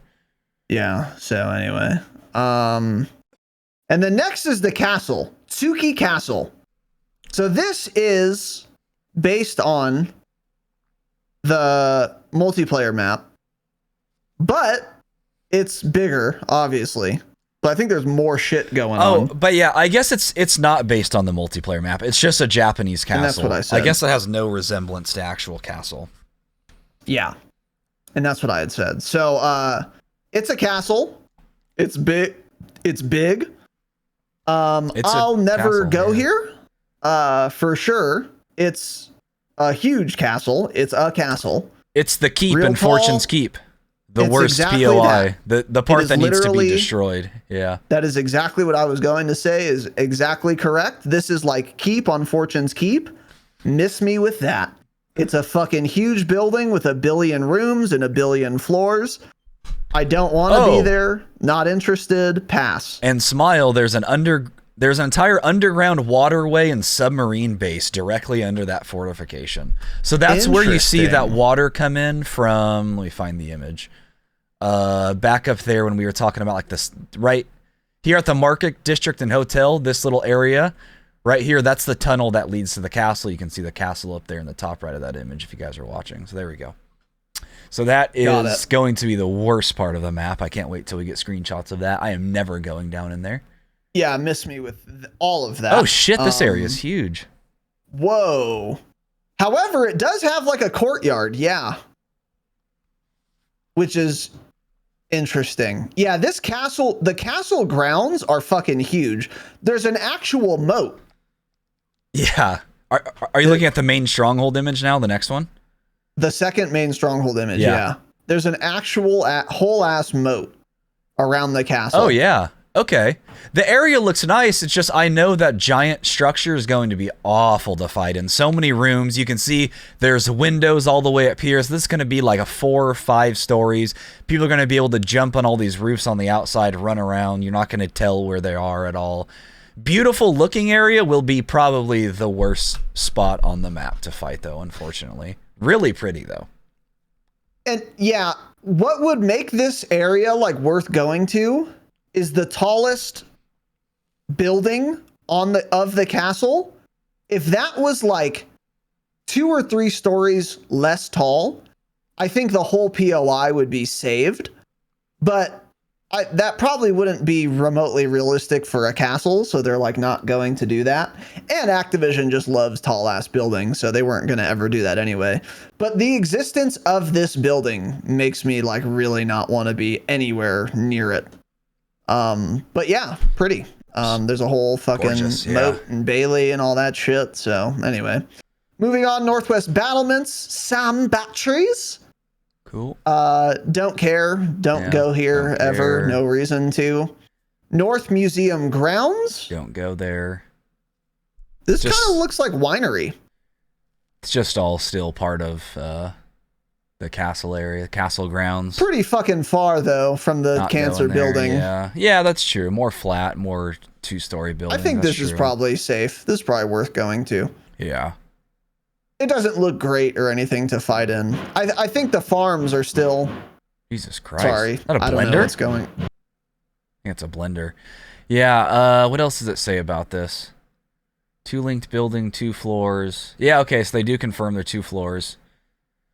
Blah, blah. Visitor center with a raised roof, allowing vehicles to pass under it. Oh, that's just this. You can kind of just drive in between this, get some vehicles in. This area is like under construction, too.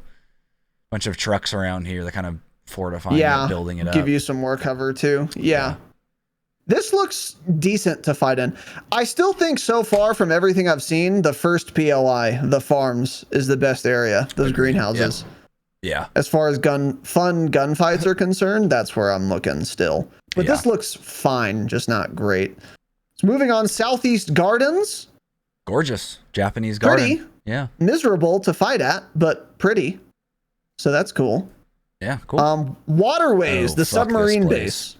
So this is like a Fortune's Keep turn. This looks awful. Yeah, by the way, this map is made by High Moon, who also designed Fortune's Keep. That's why it has strong Fortune's Keep vibes mixed with Caldera. It's like a mix of both of them, in my opinion. Yes, and this is like the nothing area... like Rebirth, nothing like Al Mazrah, and nothing like Verdansk.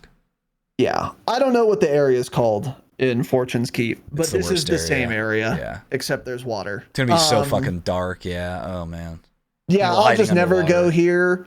Here's a spoiler alert, though. The loot in this area is going to be really good.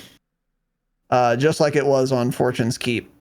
Going down into the like cavernous areas, there was like a ton of fucking loot. And the thing was, in those areas on Keep, and even in Caldera, you could balloon out. If you can't do this, that makes this POI so much worse. Yep. Yeah. And as from what we've seen, there are no balloons coming. They could be coming later. They could be coming in Season 2 Reloaded. Could be coming in Season 3. There have been kind of some rumors around that. But as of now, this map is launching with no balloons, it seems. Hot take? I would be fine with only Resurgence maps getting balloons for Warzone 2. I think they make more sense. Yeah, it'd be fine in Resurgence. I agree. That'd be okay. Because you want it to play very fast paced. So yeah, exactly. You want to give players a ton of movement. But like in Al Mazrah, they want to make it like, I don't know, rotation focused and shit, which I think is kind of fun. And they should feel a lot different. Make them feel different. Yeah. That's true too. Yeah. It would give Resurgence a really different feel. Yeah, that's a good point. Next is Port Ashika.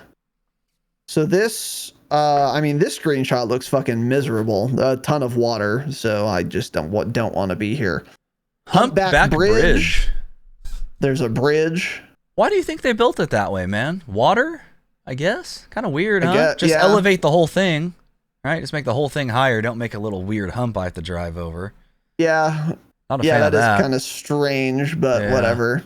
I mean, this is like a dead zone, obviously. Don't be here.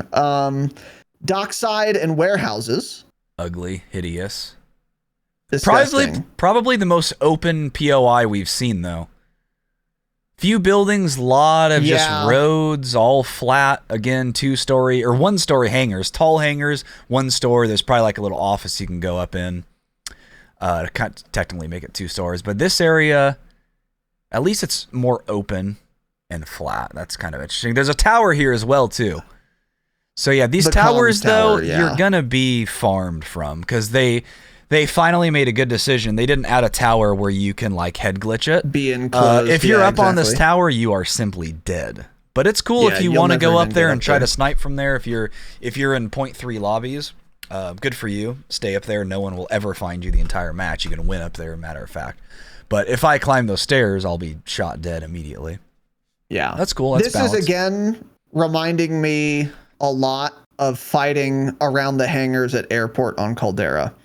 Because it's like there's the hangar, it's got the little office building you can get to, but it's largely just a 1-story tall hangar. And then if you go outside the hangar, there is a big flat area with very little cover. Obviously not as big as airports, but the gunfights are going to feel very similar in that immediate area. Next is the canal, river channel and control. Side, awful dog shit. POI, yep. Dog shit POI here. Yeah, this is not good. Feels claustrophobic. Mm-hmm. There's like no open space in this screenshot at all. Like even this bridge is fucking 5 feet wide. What's going on there? Real sub-base Caldera vibes here too. Yes, hate it. Which is not good. And here's a better overview of it. Yeah. Okay, so not as open as I thought from that first screenshot. Dog shit. Floating gas station. Yeah. Yeah. Just I mean, as always, avoid the water. Don't be in water. Don't add water to your first-person shooter game. But there you go. Oh, there's a gas station there. Okay. Another gas station. Cool. Mechanics yard and oil vats. Oh, so actual titties. So you can get on top of that. Look at that. Those pipes right there. That's cool. Ladder up there. Little railing on top. I like that. Pipes. Yeah. I'm going to lay prone up there. Throw some C4 down when a vehicle comes over. Yeah. Okay. Good luck. Yeah. Yeah. Another ugly area. Yeah, pretty ugly. And those titties are going to be pretty dangerous. There's not many buildings around it, but those titties as well don't seem very high. Like they're not nearly as big as like the titties on Al Mazrah up in Oilfield. These are way smaller. Yeah, these are probably B cups, I would imagine. What do you think of it? Yeah. Yeah, you're right. Maybe C's actually. Maybe C. Maybe like a 32C. They're pushing P. A B plus.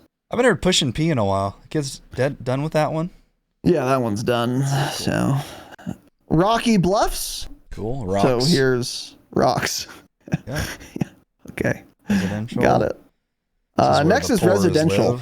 Oh, this is interesting. Okay. On the lower ground below the castle battlements to the north and east of the farms and allotments sits some residential housing. Okay. So I'm curious what these are going to look like. First is apartments. Oh boy. What did that immediately remind you of? Hold on. Go up to the above image real quick. This is by far the foggiest screenshot we've seen. Like this actually, this part of the island fog, actually looks like it has even more fog. So another thought that I was having was one of the first screenshots we looked at with the beach, there was a ton of fog. Maybe most of the fog will be on the outside then, right where the beach is. Because like when it was showing the castle and stuff, there was no fog up in that area. So that would, I guess, be okay, maybe? As long as it's not the whole map is just miserable like this. But this is like, past the first building, it's already so foggy you can barely see the next one, and the one after that is basically invisible because there's so much fog. Yeah. And that's not even 100 meters from those buildings, so. That is crazy. You're right. This is super foggy. Fog. I'm glad you pointed that out. So I guess certain parts of the map are just going to be foggier than others. And then you look at this apartment screenshot you're looking at, not nearly as bad. Yeah, I mean, you can see all the way out here to the left, there's not much fog at all. Yeah. Weird design choices that I don't like. Yeah. So good point. Real fucking foggy. So a lot of the enjoyment of these POIs will be contingent not only on the layout of the buildings and the topography, but also now fog. So like if a POI is otherwise awesome and there's a ton of fog, well, now I can't go there. Yeah. So that's fucking annoying, but whatever. Next is apartments. I'll ask again, Tanner. Does this remind you of anything? It reminds me of, I can't think of the POI on Caldera. Oh, fuck. What was that POI? It was this big, massive, open building that was terrible to fight in, though. It was like there were two of them kind of in a row. I think it was out, like, by one of the ports. Interesting. That's what it reminds me of. What does it remind you of? Verdansk? Promenade. This reminds me of Promenade. Yeah. Yes. The tall, rectangular, flat roof buildings Arsenal. Close to each other that suck balls. Now, luckily, this is only 2 buildings. It's not a whole fucking big ass promenade, but this is called apartments. I like how they're marked A and B, by the way. It's easy to tell you. Yeah, that's helpful. And B. That actually is helpful. Actually, you're right. Yeah, this could play okay, I guess, on this map. It's just, here's my thing. I'm either going to be outside on the bottom, maybe in the first floor, or on the roof. You're not going to find me on the second or third story of an apartment. This reminds me a lot of Promenade. The buildings themselves. They're like the same, just not as tall. But like running up the fucking staircase inside, there's the door to the roof. I don't know. I'm getting PTSD, but we'll see how it plays. Yeah, I'm not really. It's a different map after all. There's rappels on the outside of the apartments as well. You see one on B building. Yes. A probably has one on the opposite side of it. So I'm sure it does. Yeah. So, moving on, power plant. Yeah, that provides power. All right. It's a tall building, but not much around it. This is one building where it's like, it's going to be super defensible. This is the stronghold for sure, yeah. But yeah, it's super defensible, but it's also like there's very little reason to be here because there's nothing around you to shoot at. Yeah. Like there's not going to be anyone near you here to shoot. So you won't really be here. Kind of a dead zone. But if the circle ends here, you're in a really good spot if you hold this roof. Yeah. It's going to be fucking nuts. It's tall and there's a ton of cover. In addition to a short wall looping the whole thing. Really strong defensible position. But yeah, not something you're going to camp like the, middle of Rebirth. So that's good. Oh, we might have gotten a new foggiest screenshot. Water treatment facility. It's got to be just the edge is more foggy than, that has to Which makes sense. It's closer to the water, I guess. But it's fine. Yeah. Completely miserable. There's no reason to be here ever. Yep. If the last circle's here, I'll just die instead. That's how I feel about this POI. Oh my god, the next one is also very... So we got one street light on the entire map, and it's right here in this image. Yeah, real no weird. other street light works, by the way. Real weird. Yeah, real weird. That's true. Cool. This is the residential district. Miserable. Looks awful. Hate it. Won't be here. Oh, this area of Ashika Island is defined by a thin layer of fog which reduces long-range visibility and sight lines in specific situations. You mean in every situations. Well, it will not affect fast-paced close-quarter combat situations. Snipers should plan accordingly. Maybe this was their plan. Maybe they're buffing snipers, so they want fog now or something. Surely they thought that through, right? Surely. Okay, so they did confirm it themselves. There's areas that are just a lot foggier than others. Okay, that's better than what I originally thought then. I don't want it at all, but that's better than the whole map being foggy. And once again, this next POI, I suppose. Foggy as hell, yeah. So yeah, residential district, not much to say. Next POI is shipwreck. Okay. That's a shipwreck on the beach with fog. Yeah, that's what that is. And a bunch of crates, sea cans. I mean, literally never be here. Yeah, this is just the most... This has to be the worst one so far. There's no cover. There's a lot of cover, actually, but still, you can get zones. You're below a wall, though. Look at the map on the right. That's a whole ridge. Everything else on the map. And there are no balloons as of now, so there's no way out without dying there. So yeah, this is a disaster. Do not be here. Yeah, so cool. Oh. Another angle. Ding, ding, ding, winner. This is the winner. Beach cargo tanker. That's the foggiest. Yeah, that's probably the foggiest. Yeah, we have a winner. Not great. A little shipment remake on the beach here. That's kind of cute, I guess. Wait, is that really? I don't know. I just said it. Similar enough. It is. Yeah. Yep. Right one open, left one open where you spawn him, but doesn't go all the way through. Yeah, it probably is. Yep.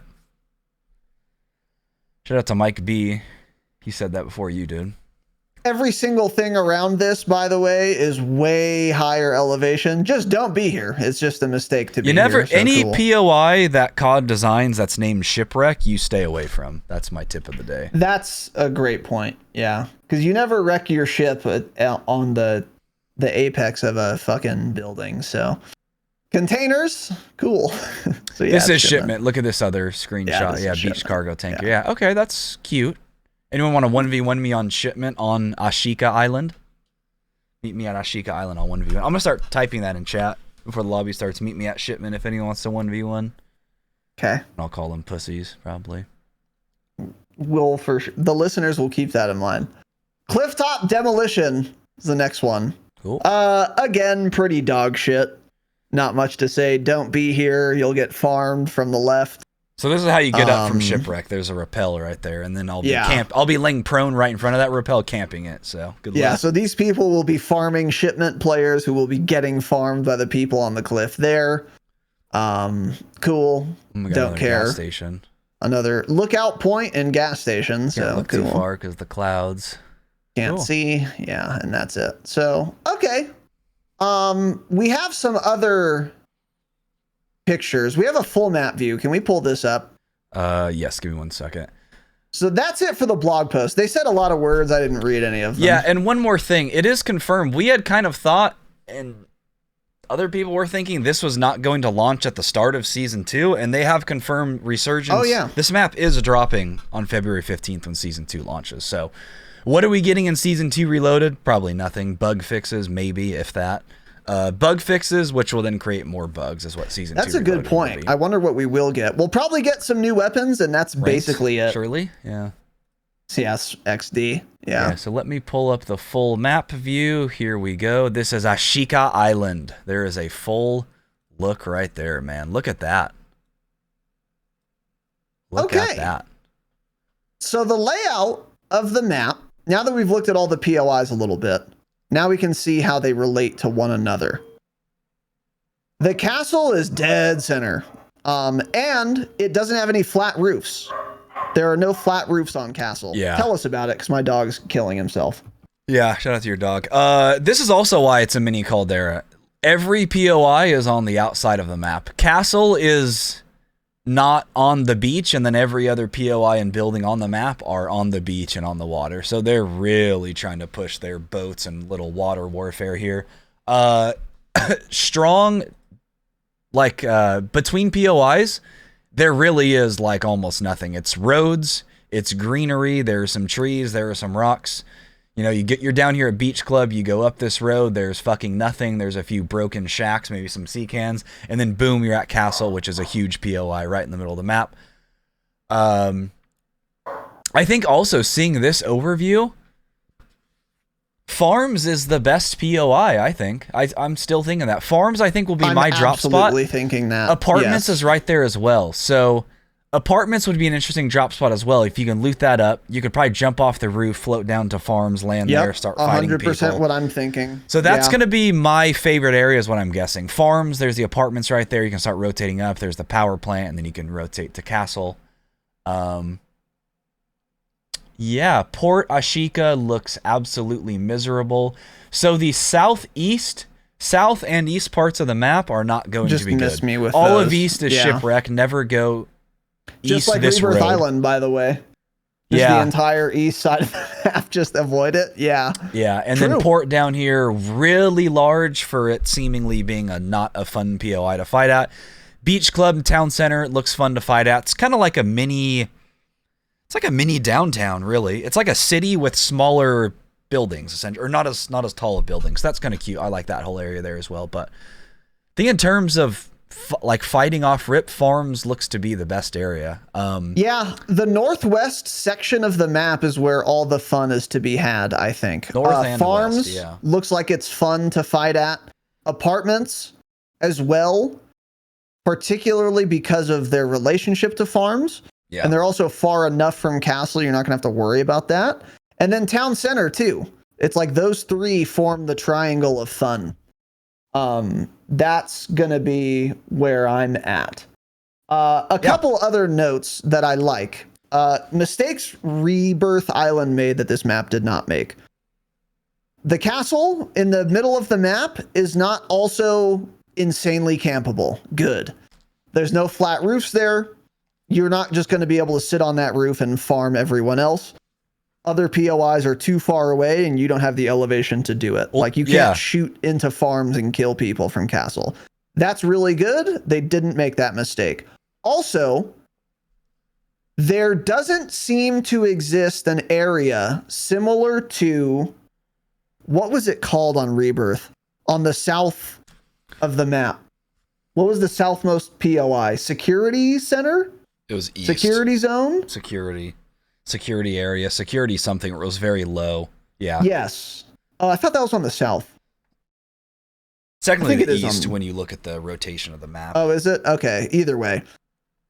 So Security Zone was like a disaster because if you landed there, unless the circle ends there, you had to go into the rest of the map at a steep incline with like no cover, and you would always get farmed.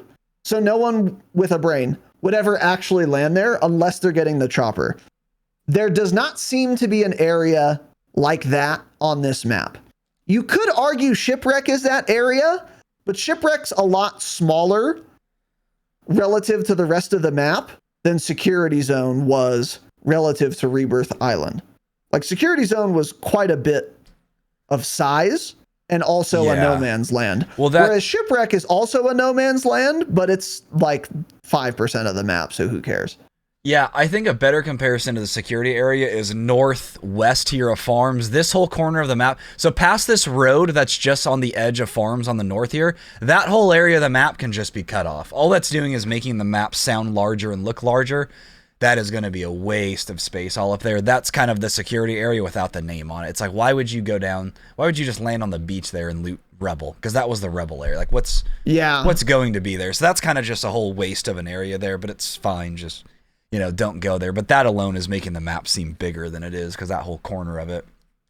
Yeah, you could just, avoid the fuck out of that. That's a good point. Yeah. So, overall thoughts on the map?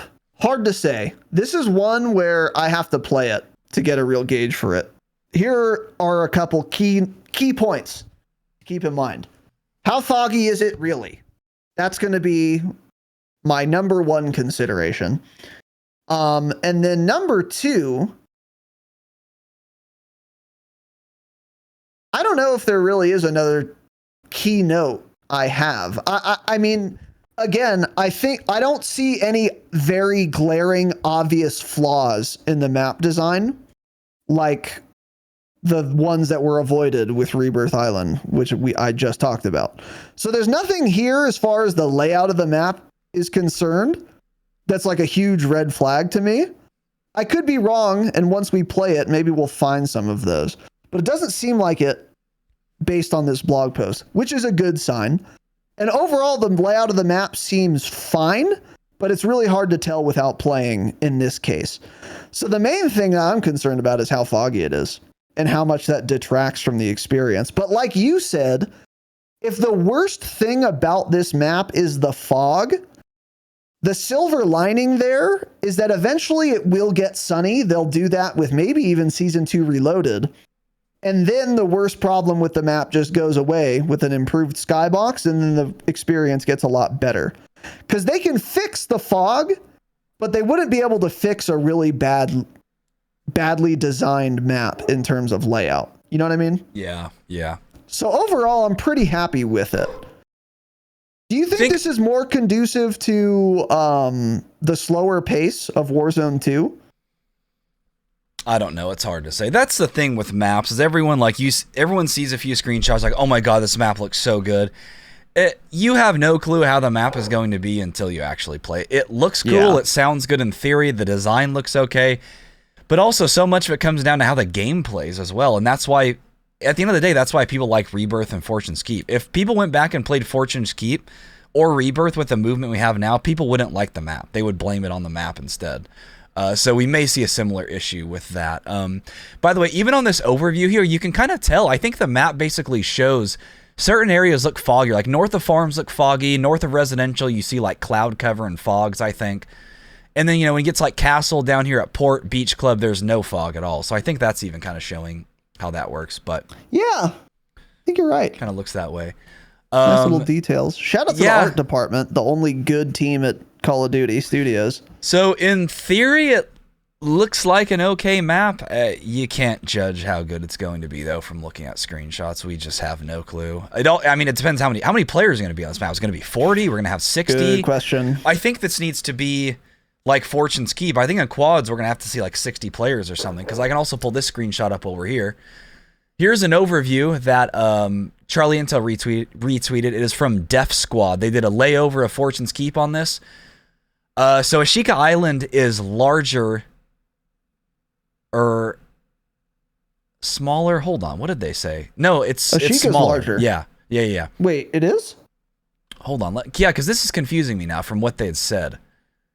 It's about the same size, I would say. It's very slightly smaller technically than Fortune's Keep. According to like J-God and Charlie Intel, and it's quite a bit bigger than Rebirth. Yeah, that's what it is. But again, here's the overview. There's Fortune's Keep laid over the Ashika Island here. So yeah, for comparison. Here's another. So I think we need more players, 60 or so, especially with how slow this plays. Yeah, I agree. I think more than 40 would be the number. And I am curious. They didn't say in the blog post, so we still don't know as far as we can tell yet. So hopefully it's more than 40. Even like 50, I think would be okay. But again, I'm not concerned with the lobby size too much, because whatever they decide on initially, they've demonstrated that they're open and willing to changing it, and that's a pretty easy change for them to make. Yeah. So if we start with 40 and it's too few, people will bitch about it and they'll add more in like actually a week. So I'm not very concerned about that. Which is what they did on Keep. Exactly, yeah. So a couple other notes here. Even if this map, if you were to play Warzone 1 with the movement and all that shit, on this map, it would be way slower paced than Rebirth Island. This is the pacing of this map, irrespective of the game engine and the plating and sprinting mechanics and all that. Regardless, the pace of this map is going to play a lot more similarly to Fortune's Keep than Rebirth Island. And I think that's because there is a very clear delineation between each POI where you have to travel through a lot of relatively open space to get from one to the other. And like on Rebirth Island, you could kind of get everywhere and still have cover like right next to you in the form of a building at all times. And that meant a lot of movement quickly and a lot of close range gunfights because everyone has so much cover. This map is a lot less of that, and it's a lot more like Fortune's Keep, where you can have the close range gunfights if you're within a POI. Like if you're at Castle and you're fighting another team at Castle, it's going to be close range most of the time, unless like one person's on the roof or whatever. But you can also have longer range engagements, like if you're on a roof at Castle and you're shooting across to another roof at Castle. It's a big POI, you know, if you're shooting like up and right based on this screenshot, for example. Or if you're, you know, on top of one apartment building to another. That's mid-range. Long range as far as like fucking Rebirth Island is concerned. So I think there's going to be, and then that's to say nothing about Beach Club and Town Center, where there are a lot of rooftops and a lot of flat area where you can actually have pretty long sight lines and be able to take mid-range gunfights way more often than Rebirth Island. So I think the pacing of this map almost certainly is going to be more similar to Fortune's Keep. Agreed. In that you can have close range, fast-paced gunfights and medium range gunfights. And that's one thing I'm on record as having said I really liked about Fortune's Keep compared to Rebirth, is that there was some gunfight variety within a match. And Rebirth there very rarely was, unless you were like holding the roof and shooting down on everyone from mid. So I like that. And I'm pretty optimistic overall. Yeah, like when you think of Rebirth, most of the buildings are just one long building. So it's like you're fighting in prison, it's one long building. Whereas this, like looking here at Town Center and Beach Club, zooming in, it's a bunch of different size of buildings, which also, it gives you the vibe and feeling that this is a huge map when it's really, not. This feels like a full BR size map, like literally from looking at the screenshots and stuff from how the buildings are laid out. So, is this going to please the Rebirth sweats that want that back? Of course not. I don't think they're going to like this map. I think if you were okay with Fortune's Keep and enjoyed it enough, you will also enjoy this map and the way it's designed. But if you're thinking this is going to have any resemblance in speed, gameplay, the map feel of Rebirth, just don't bother playing it because you're not going to enjoy it that way. That's not coming back. It may never come back. They pretty much made it clear they don't want that style of game anymore. So this is going to feel, I think, and play like a large map on a small map. I think this is going to play even slower than Fortune's Keep. Because even Keep, the POIs felt closer together when you would rotate even. Like they would kind of all blend together. But this, it's like going from Town Center to Castle, that feels, just from looking at these screenshots of the map, again, you can't really say without playing it, it actually feels like you're going to a different POI, where even Keep just ends up, because there's so many little buildings everywhere, it kind of blends together as well. So yeah, there are very clear delineations between all the POIs, which does slow it down tremendously. I agree with you completely. I think if you wanted Rebirth Island back, abandon hope now, because this is not going to play like Rebirth. That's a guarantee. How similarly to Fortune's Keep it will play is an open question. I think it's going to be fairly similar. But yeah, like Tanner said, it's hard to gauge without playing it ourselves, obviously. And this is Warzone 2, not Warzone 1. So that's also going to, of course, affect the pacing. So I wouldn't be surprised if it plays slower than Fortune's Keep. Yeah. Maybe not because of the map itself, but maybe because of the map plus the engine combined that will slow it down. Still going to be faster paced than Al Mazrah, obviously. But if you were like a Rebirth Island specific purist, you're not going to be happy with this. No. And I feel bad for those people because I think that was the majority of Resurgence players. I think the majority of Resurgence players preferred Rebirth to Fortune's Keep. Even if they liked Fortune's Keep, they probably liked Rebirth better. And they did not get what they want with this map. There's just no chance that that's true. Yeah. So F's in the chat for them, I guess. Yeah. But yeah. So. And then last thing on the map here. This is the one that was leaked and we talked about. I think it was back in December. That's what Charlie Intel tweeted out. This is identical to leaked image back in December, which is, we never showed it on the pod, of course, but we did talk about it. We're looking at the leaked image. Seems like it can be real. And they said on that image too, they said it was going to be for DMZ, Warzone, Resurgence. And then they also thought there was a ground war map coming. We've heard no words of that yet. Don't know if that's happening. That again, maybe something that comes Season 2 Reloaded. Season 3 is a ground war map designed based somewhere on the map. But this is the one. So we've seen a little leak of this a long time ago. It's same thing when the cover art for Season 2 was leaked. It was that same image that we saw of like the castle in the background and all that. Correct. So yeah. So unfortunately, this was all about the POIs and the map itself. which is cool to learn about, but I wish we did get details on player count. Oh God, what else did I want? Like what other changes we're seeing? I don't know. Well, yeah, just season 2 in general. I guess I just wish they had mentioned the player count. But yeah, and also again, this was not confirmed until now. We're getting this on launch of season 2, which I think is good because otherwise season 2 would launch with almost no new content. So I'm a firm believer this was pushed up. I don't think that we were supposed to see this yet. I think they're pushing this up because the player base, the player count. I would not be surprised at all if that were true. Yeah, for sure.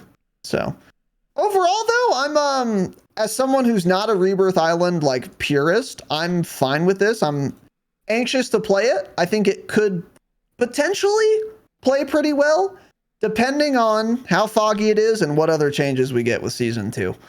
But yeah, that remains to be seen. We'll tell you guys once we play it ourselves. And F's in the chat for Rebirth players because they got fucked, I think. Yeah. All right. So that was the big item here for this episode, but we do have a couple other little things to talk about in the news. Tanner, take it away. Yeah, this is interesting. So Charlie Intel tweeted this out. When was this? Almost a week ago. We didn't talk about this, did we? Wait, did we talk about this on Saturday? Oh, this is what we were going to do. Did not. And I said, no, let's leave it. I had this in the notes. That's what I'm thinking of. So they sent out some survey email to specific people. Not everyone gets it. I've never gotten any of these emails. I don't know why, even though I get Activision emails. I've never seen one of these. I guess they don't want my opinion. I'm blacklisted probably. But Jaron first posted about this in Discord. That's how I saw this. But so Charlie Intel said, Activision is sending out a new survey asking people what they think the next Warzone map should be. And it includes remasters of old Warzone maps as options. Does not confirm any potential returns at this point. So the question in the survey that they sent out said, which of the following would you prefer for the next Warzone big map? And it says, please rank your top 3. And the options were an all-new map, the return of Verdansk 84, the return of Caldera, or the return of the Blackout map from Black Ops 4, of course, back in 2019. So this was... Or original Verdansk.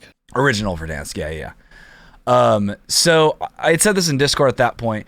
It's unfortunate that people hated Caldera so much because now everyone is just absolutely scarred from them ever designing a new Warzone map again. And it really sucks. True. Because Verdansk, Fortune's Keep, and Almaza are all good or great original maps.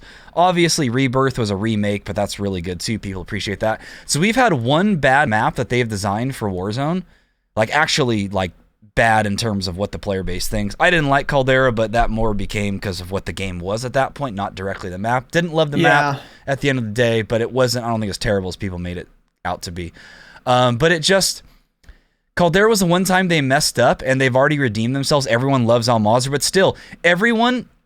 I think they did a poll even or something like that, but people were just commenting bring back Verdansk 84. And it's dude, there's no fucking way you guys want to play the same large map again for another 2 years, right? That's just insanity. These people are so dumb. I wish they would understand it's nostalgia. It was because it was a COVID lockdown. Your whole life was different at the time. That's why you enjoyed it so much. It's just fucking get over it, man. I can't believe your first vote wouldn't just be an all-new map. I don't care how much you like it. I like Almazra. I like Verdansk. Do I want to see either of them back again in 2 years? Fuck no. No. What I would like to see is for them to rotate maps like other BRs that exist in the world, right? It's just crazy that at one point the devs had said it was a file issue and that's why they couldn't rotate maps. Well, what's going on with other games? How come Apex? The Apex is on console, right? How can they rotate maps? True. PUBG's on console. How can they rotate maps that are larger than your maps? It's obviously literally design issues that inflate these maps and make them such a large file size unnecessarily when other games can clearly do it. So this pisses me off. The maps need to rotate, not a vote. I've even seen people say things which would be interesting, 1 week.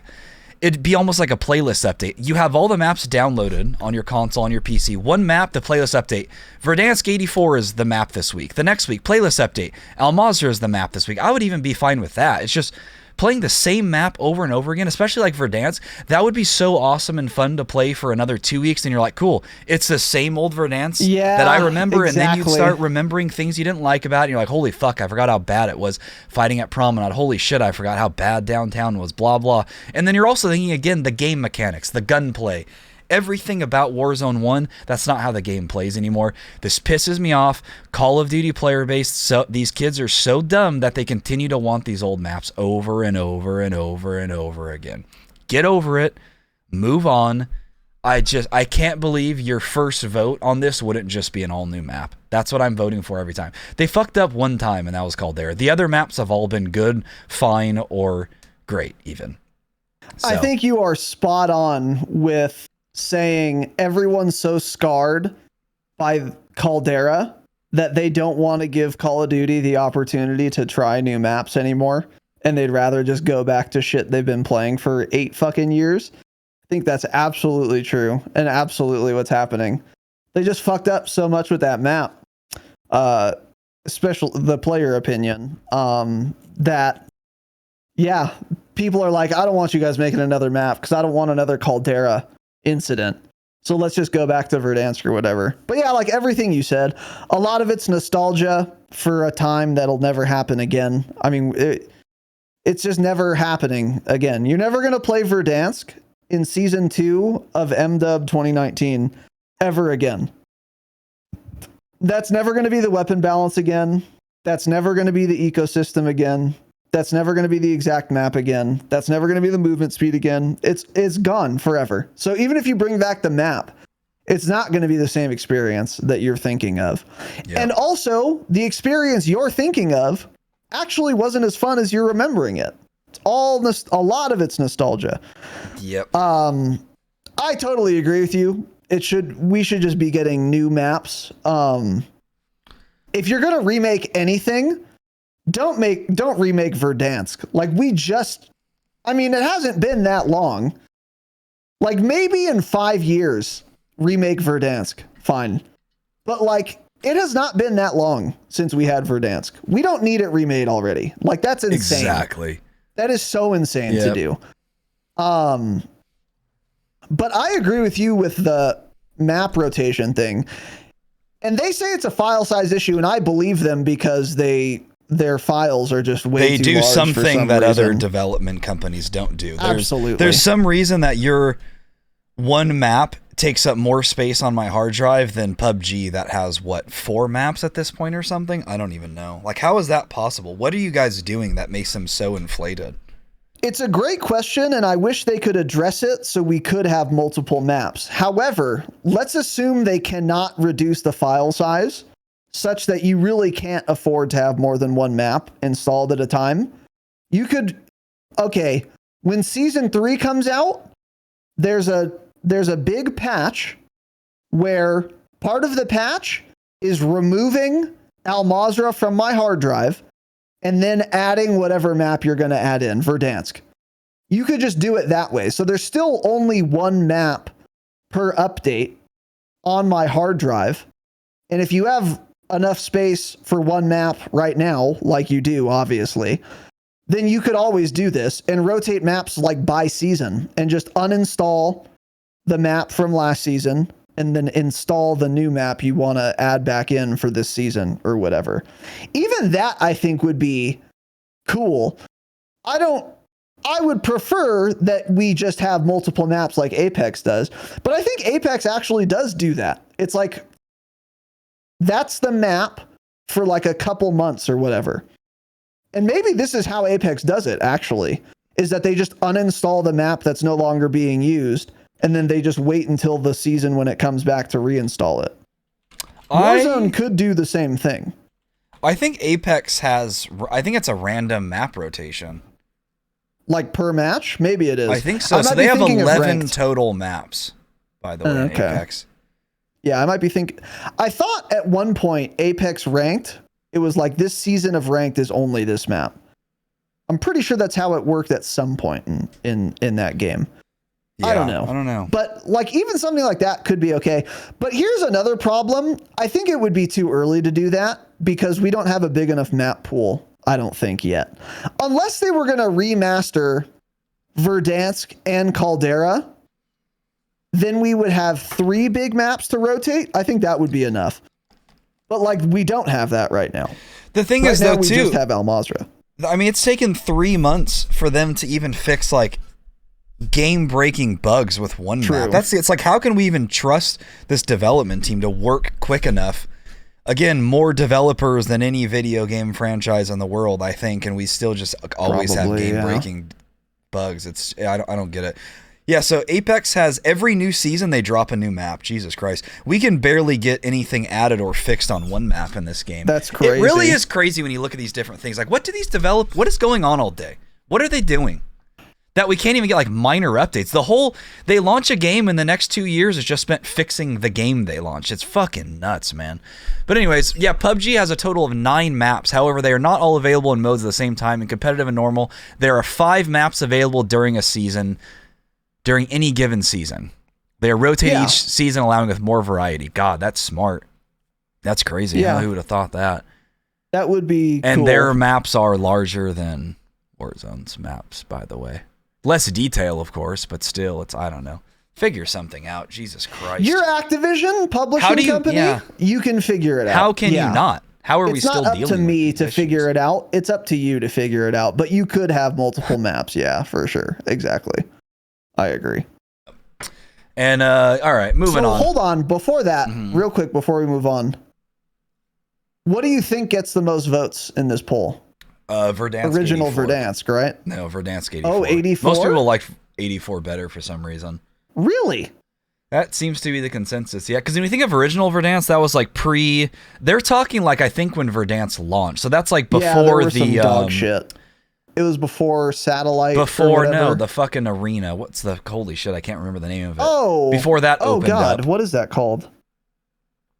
Jeez, oh my God, what is it called? Stadium. Before Stadium opened up, a lot of things like that. Yeah. There was a lot of little shit that we were forgetting like that. You're right. Yeah. But that was the other thing is, why are they sending this out? They have to already be developing a new map, right? I mean, if they're not already working on a new large map, then we're not seeing that for like 2 years at least. Because there have been rumors that Treyarch would be having a map in 2024. So they've been working on that already at that point. So maybe this is like way in the future. Maybe Treyarch is designing a map for 2024 or something like that with their next main multiplayer game. And then this is like talking about after that even. I don't know. Like kind of early 25 maybe. Yeah. This seems like a question that should have been asked like a year ago. Like at the start of Caldera, basically. It's also possible they're already designing their next big map, but if it only gets 1% of the vote, they'll like be forced to scrap it. You know? Yeah. Maybe. I don't know. That's a good question. That's a good point though. I don't know. Yep. But anyway, I think you're right. One of the Verdansks is getting the most votes there. So hopefully they continue to not listen to their player base and don't do that. Yeah, when it comes to that, for sure. Yep. Yeah.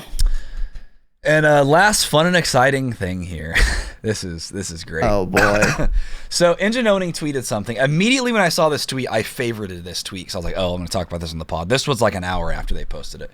So on January 1st, they said, our cheat now lets you crash 31st. servers, kicking everyone in your lobby. Get it while our 30% discount is still active. There's a little video here. You open up a menu. There is quite literally a button that says crash lobby. And you click That's so crazy. And you click it. A couple days later, some excellent tweets in the TL. This one's from Huskers. First game on Warzone 2 today when I'm on a 3 streak and there's some cheater in the game that lagged the entire server till I disconnected. Awesome gaming experience. Yep. Lucky Shamu yesterday. I don't know what to do anymore. 3rd time in a row going for solo nuke and someone crashes my server. Oh my God. This is like, we had this issue and was that during Verdansk 84? OG Verdansk where people could crash the servers? There were multiples of them, but the one I remember the most was 84 when you could just drive a vehicle into a wall and you would teleport through the wall and the server crashed. Yeah. which I'm pretty sure was Verdansk 84. Yeah. Yeah, this is great. Fantastic, funny, hilarious. It's kernel actually level funny anti-cheat for sure. That it's literally you just press a button and it just 30% off for sure. God, that's insane. No one's gonna be able to get a nuke in the next week, by the way, because all these kids doing this are also stream sniping streamers and trying to purposely crash their lobby. So yes, 100%. Ricochet hard at work again. Sweet. That's just God. That's funny, man. So embarrassing. My question, it's incredibly embarrassing. My question is, if I work at EngineOwning, why do I come up with this idea? Why do I? They're being sued, by the way. Activision sued them 1 year ago, and now they have part of their cheat where you can crash servers. That's how that lawsuit's going for them. I wouldn't even think to design that as a feature in my cheat program. Like, it wouldn't even occur to me that someone would want that. But of course someone would want that. It's smart. That's a good product to sell. Because a lot of people want to just stream snipe and grief streamers and laugh at them. And this is a great way to do it. So it makes sense to sell. It would never occur to me to design something like this. Yep. But that's fucking hilarious. You pull up the interface and you just press crash server, smile, one button, and then the whole server is off. That's insane. Yep. This is one of many reasons why we have not yet tried for a nuke seriously, because of shit like this. And this just knew was going to exist, did exist, or random crashes that have nothing to do with EngineOwning. This is why we can't have a map rotation. They can't even figure out how to keep one map running. How to keep someone with a cheat program in your game with a kernel level anti-cheat to not crash the server. So that explains it. Yep. Yeah, I have no idea how that works. Yeah, I'm convinced they don't do anything all day. I'm convinced they just jerk each other off at their cubicles and just fix a bug and be like, oh, that was a great day at work, man. Squash that one bug. Yeah, nothing fix that rock. Productive. What is going on there? Holy shit, man. Too many cooks in the kitchen, I feel like, man. Too much tweeting, I think. I think too many devs tweeting about, whatever. Not the game. I won't say any more than that. Yeah, let's move things on. Besides the game. Yeah, and that's it. See you guys. Yeah, so I'm done. Hope you guys enjoyed. So, main thing here, of course, was the new Resurgence map, which I'm excited about. And by next week, we will probably have some other big news items to talk about. They have mentioned, by the way, don't forget, that we will be getting the Season 2 patch notes before Season 2 launches, which they've done sometimes, which I really like. So, unlikely we have them next week. But we might get another blog post, some other info, some other leaks maybe. February 8th is the next blog post that we're getting. Oh, okay. Well, then we will have that for Thursday. That would be good. We might be getting a roadmap soon, too. I would expect that before the patch notes. That's probably what we'll get. Yeah. Yeah. But next week, we'll have some more details regarding Season 2 to sink our teeth into. So that's going to be a good week for news as well. Reminder, episode 300 this Saturday. Be here live, 6 p.m. Pacific time. We're going to drink, reminisce, answer some questions. It's going to be a jolly good time. Stay humble. Stay humble.